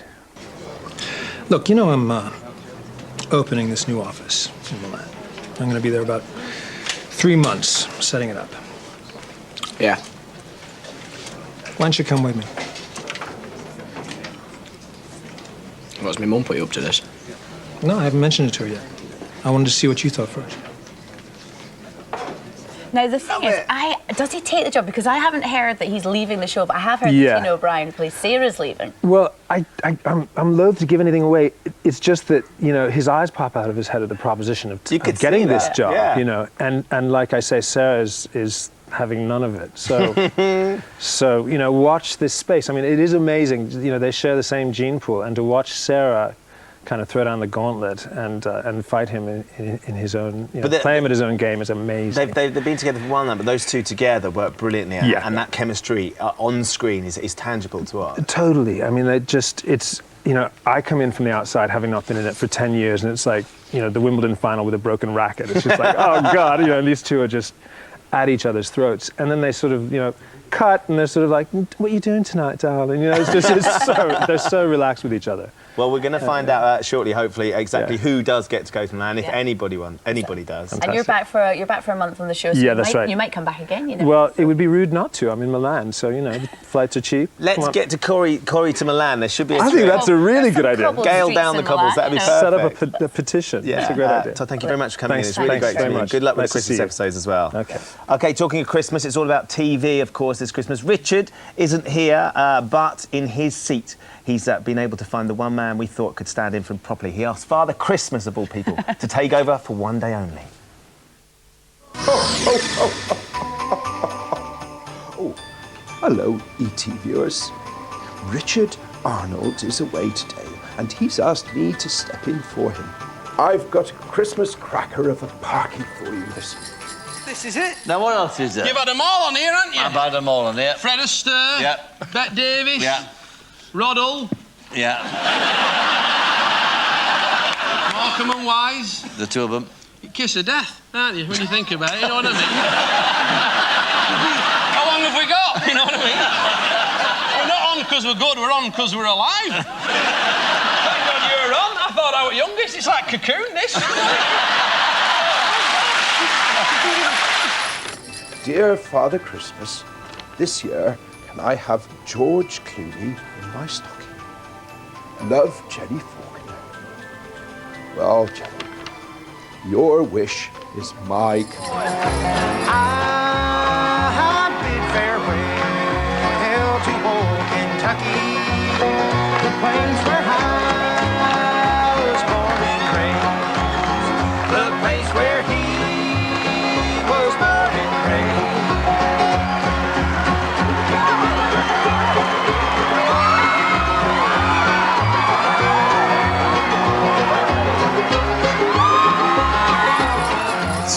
Excuse me. Christmas is all about parties. Do you want to dance? Surely, if you'd like to.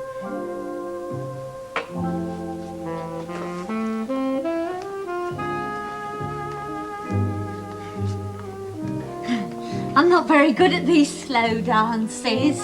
No. I'm better at this sort. Christmas wouldn't be Christmas without a good old sketch show.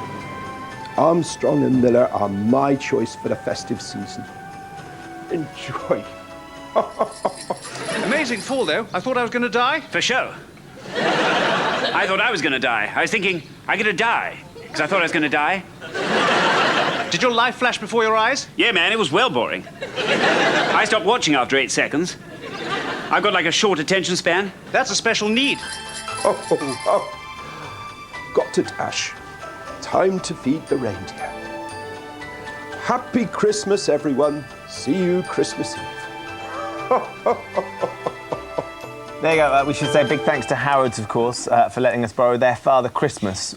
There is only one Father Christmas. There is only one. We don't one. want to disturb that myth. Exactly. Yes, our next guest now, then, there's only one of him too. He first came to our conscious in 2005 when he took the X Factor crown quite superbly. Yeah, but his first single sold 313,000 copies on its first day of release, and since then his career has gone from strength to strength. We are, of course, talking about the one and only Mr. Shane Ward. Hi. Look, hold on. Okay. Hold on. Bit of difference. Where's the hair? Where's it come from? I was deprived for nearly 2 years with a bald head, and it's getting very cold this week. See, I just actually thought that you had a problem growing your hair, but you actually do have some under there. Now I've got a good head of hair. Is that what happened? Second album, you get a few more rights, you can finally say what you want to do with more your hair. say. I'm like, listen, Louis, I want hair. So now I'm going to grow up for Christmas, you know. Are you? Yeah. How big does it get? Because it's quite Leo tight and clean, isn't it? Does it go? Yeah, very crazy. But hopefully now that we've got a stylist, they can better do keep an something eye on with it. You could do that. You could change the style of your music depending on the haircut. Want a hair? Yeah, okay. No, maybe not. Anyway, okay. That's why Jenny's not a pop star. Yeah, okay. And the other reason. Exactly. Now look, new single, Breathless, which you're going to be performing for us a little bit later on. It's going brilliantly. I mean, this year's been fantastic since the album came out as well. You must be made up. I'm over the moon, you know, myself and the record label. It's like nearly 2 years now, it's crazy. But Breathless single, the album's doing very well. So and I'm really pleased that I've got a great fan base here. So. And I was just saying that I was just saying to you as well that when I've been in the gym recently, your video has always been played on all the screens. And I did notice that you do have a tendency to pick really attractive women to be in your videos with you, don't you? Why on earth would you do that? I know. I mean, for goodness' sake. I know it's a shame, isn't it? It's the same girl though. You said it's the same girl in the video. No, the reason why we chose this. Oh yeah, there's another one. We chose the same. there's there's another 2, 3, 4, 5. It's actually a hallway full of them. But let me say, I'm one lucky guy. You are one lucky guy. But you were explaining that actually you decided that the main character is the same person in both the last Yeah, videos. we used Gabriella, the model, in No You Hang Up because the song's a very sexy song and it's about the early stages of a relationship, the late night phone call, sexy phone call. And then Breathless is more about the deeper meaning of love, of how much every time she walks into a room you think, wow, this woman's amazing. And it's making the relationship more real. You still get to roll around on a bed with her though? In the videos. Yeah. A true pop star, don't usually pop stars just choose a different girl for every video just so they can like Enrique. spread their love out. One lucky guy, isn't he? Enrique. Yeah, I wanted to make mine more believable, but I'm lucky, I'm not complaining. Now look, Christmas is coming up. I was wondering, has Louis bought you a Christmas present? Because I know he's just bought himself a brand new Maserati. Serious? Yeah, you can have a word with him about this. He's got a good Christmas. How many cars does he have now? Not enough. Has he bought you anything yet? Have you asked for anything? They have. I'm looking forward to actually seeing what it is at Christmas, but I don't know. They're not telling me yet. What is it? Something big? Who knows? It better be, because if I say on air that it's not. Are they generous with their presents yes, too? very generous indeed. Are they? Yeah. What did you get last year? Nothing. That's rubbish. Do you get them anything? No, we do. We always exchange gifts as a thank you, for a year of hard work. So. Okay. Well, do you fancy doing some hard work right now? Yeah, of course. Okay. Here we go. Why don't you read this link? There you go. They're on camera 4. Okay, that's it for part 2. Still to come is me performing my new single Breathless, Vinnie Jones live here from Hollywood. And Michael Underwood is live for the X Factor set with a finalist, so I'll see you in 3. There you go, how about that?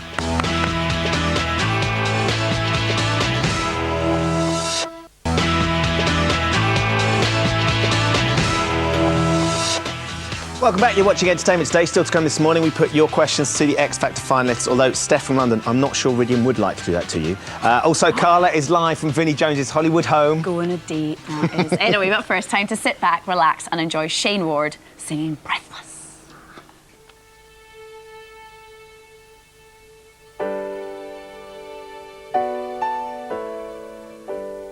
If our love was a fairy tale, I would charge in and rescue you.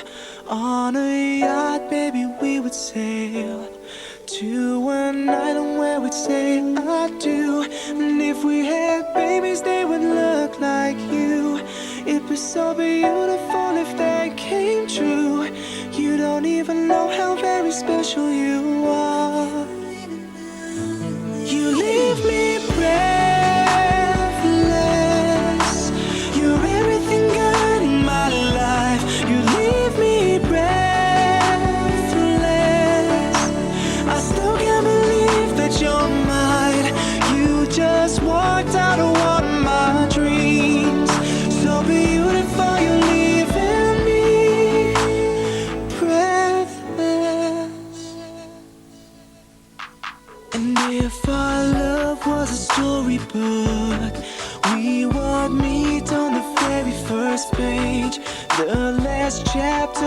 me about how I'm thankful for the life we've made. And if we had babies, they would have your eyes.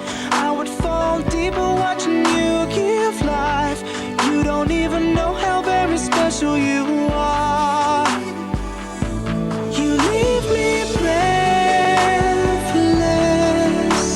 You're everything good in my life. You leave me breathless. I still can't believe that you're mine. You just walked out of one of my dreams. So beautiful, you're leaving me. You must have been sent from heaven to earth to change me. You're like an angel. That feeling is stronger than love, believe me. You're something special. I only hope that I one day deserve what you give me. But all I can do is try every day of my life.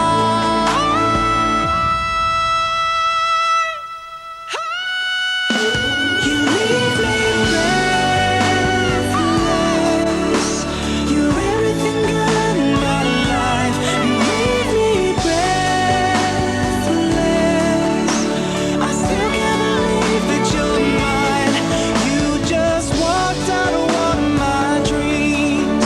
So beautiful, you're leaving me breathless.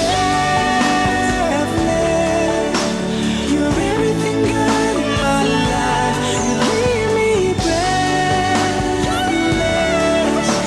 I still can't believe that you're mine. You just walked out of one of my dreams. So beautiful, you're leaving me breathless.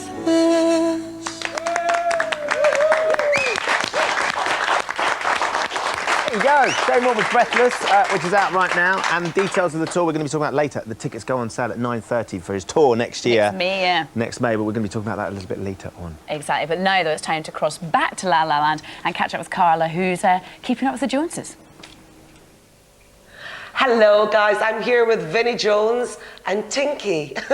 This is the lovely little dog that Vinnie gave his wife, Tanya, for Valentine's Day. Yeah, last Valentine's Day, yeah. See, he's got a soft centre. This is what we need to know about Vinnie Jones. Tell me a bit about being in Los Angeles. What's it like? What, are you here permanently or? We are at the moment, yeah, because it's hard trying to be an actor in England without a doubt, you know, and we're just trying to get on really, and you know, just trying to get some jobs. What's it like being an actor here with the accent you have? Do you think that's better, or is it more difficult to get work? Yeah, I think it's more difficult. I think Guy Ritchie said to me about 5 or 6 years ago, he said the main thing you've got to do is, you know, learn the American accent. So I've just gone off and done a movie with an Irish accent. Well, we're going to have a look at a clip of that movie because you star with Michael Madsen. It's a boxing movie, right? Yeah, yeah. Well, I mean, it's based around a boxing story, but I mean, it's more of a tearjerker than anything else. But I've just come off a movie now with Tarantino. Look at you. Tarantino lives next door, by the way, everybody. Yeah, that side, yeah. I nearly ran him over this morning on my bike. He was going out jogging on the corner there. So, no, he's doing a big do after Christmas. We're going to see the movie and everything. It's a motorbike movie. Okay, well, we're talking about Strength and Honour. You play a boxer. We've got a little clip. Here are Vinnie and Michael Madsen in Strength and Honour. I make history every day, girl. I am the only traveller who's won the puck 6 years in a row. In fact, I'm the only man to have won it more than twice. Is that right, Fixer? That's right, Smasher. That's right, and I'm the only man to ship journalist live on national TV. Now, come here, girl. What do you think about that? Come on, man. Now, you play Smasher in this, the boxer Smasher. You had to go a lot of training for that? Was there a lot going on for you? Yeah, the both of us, myself and Madsen, we've done about 6 weeks training, and I went training with a lad called Danny Shinkwin in London. in Watford actually, where he's got a gym there. So he taught me a lot. He's been a boxer for years, you know, and I actually boxed with him and his brothers when I was a kid, when I was 13, 14. Something tells me you might not have needed that much training, but anyway, what about your Irish accent? Because I heard a story, tell me if this is true, that you were in the pub and you were practicing the accent and the landlord thought you were an Irish traveller and wanted you out. Well, we were doing the movie and then we changed locations. So we said, we'll go out to the pub and have some lunch. So the director took us up there and I was just talking with Madsen in the corner with all my outfit on, and the landlord come over and he pulled the director and he said, look, he said, we can't have their kind in here. And he said, what do you mean? He said, well, we can't have travellers in here, you know. So I turned around and he gave us lunch for nothing anyway, the landlord. He was very embarrassed about it. Listen, well done. You've got 6 movies coming up next year. You've already been on This Is Your Life. You've won several awards. Vinny, thank you very much for inviting us down to your house. It's a pleasure. Merry Christmas, man. You go back home for Christmas, aren't you? Yeah, I'm going to go back. I'm going to stay with my mate Tony Allen, and I'm going to go and see the Nans. We've got 2 Nans, they're both 91. So we'll do that. We'll go to the Grove for Christmas dinner and then back here to start a movie. Now, we have to go because the show's ending, but Hollywood, you're Hollywood, what's it called? All Stars? Hollywood All Stars, yeah. Vinny's new team, fantastic. You're very proud of it, aren't you? Yeah, anybody wants to come out, expat, Steve Jones is having a game and we're enjoying it. So if you want to come out and play for us, give us a bell. All right, Vinny, thank you. Merry Christmas, darling. Merry Christmas. Thanks, guys. Live from Vinny Jones's house. Back to you. Thank you very much for that offer to come play football with you, Vinny, but I'm not very good.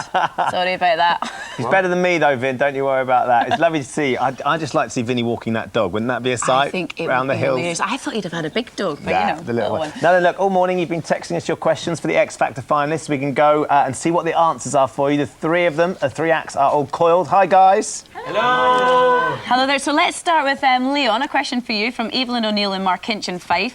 Leon, are you going to be wearing tartan for, she says, your winning song? And she loves your number 1 fan, Evelyn. Oh, thank you. I would love to be wearing tartan, but I think we're just going along with a traditional plain suit just because it's a really special occasion. OK, a nice plain suit, good to hear. Margaret in Wolverhampton, Iridian wants to know, if you could duet with anybody, who would you like to duet with? There are many people. Christina Aguilera, but on the other side of the spectrum, probably somebody like Kiwi DeCanoa or somebody. That would be nice. Catherine Jenkins isn't bad either. Only the ladies, though. I noticed that, Iridian. You only want to duet with ladies. OK. Here's a question then for Same Difference. How do you cope with such spiteful comments week after week from Louis? It's really difficult, obviously, because Louis Walsh is mean to us every week. But I think we just get on with it and we're used to it now. And I think it's a bit of a challenge. We're like, come on, say something nice. But he never does. Oh, thank you for that. That's from Carol from Croydon. Well, look, guys, and one last one. This is to Iridian. There's Yep. a few people really want to know, have you got a girlfriend? And if not, will you go on a date with Steph? I'm currently single, so I'd love to go on a date with Steph. Why not? Happy days. Exactly. Steph has just imploded somewhere in London. Can you say something in Welsh to impress them all? What about mae'r holl profiad yr X Factor wedi bod yn arbennig o dda. Diolch I bawb sydd wedi bleidleisio. Llawer o gariad a Nadolig llawer i chi. That's like a party political broadcast for the Iridian party. Guys, to all of you, have a most fantastic night tomorrow. Enjoy it as much as you can. But you've entertained us for months now, and best of luck tomorrow night. Best of luck. Thank you. Thank you. I really hope what Iridian said there was clean. We had no idea, did we? OK, well, that's almost it for us today. But before we finish off, we have to say, very belated happy birthday to Ben. It was his 39th birthday this week. I can't believe you told her. Happy birthday to you. Serenaded by Shay. Serenaded. Come on, everybody. Come on. Happy birthday to Ben. Happy birthday to you. That's rubbish. Just have a look at all the people. That's rubbish. Paulie, get those to the Darren spin round and show the bad happy birthday singers. There they are. Name and shame. There you go. And Shane's tour details at GM.TV. See you next week. Bye-bye. Have a great night. Bye.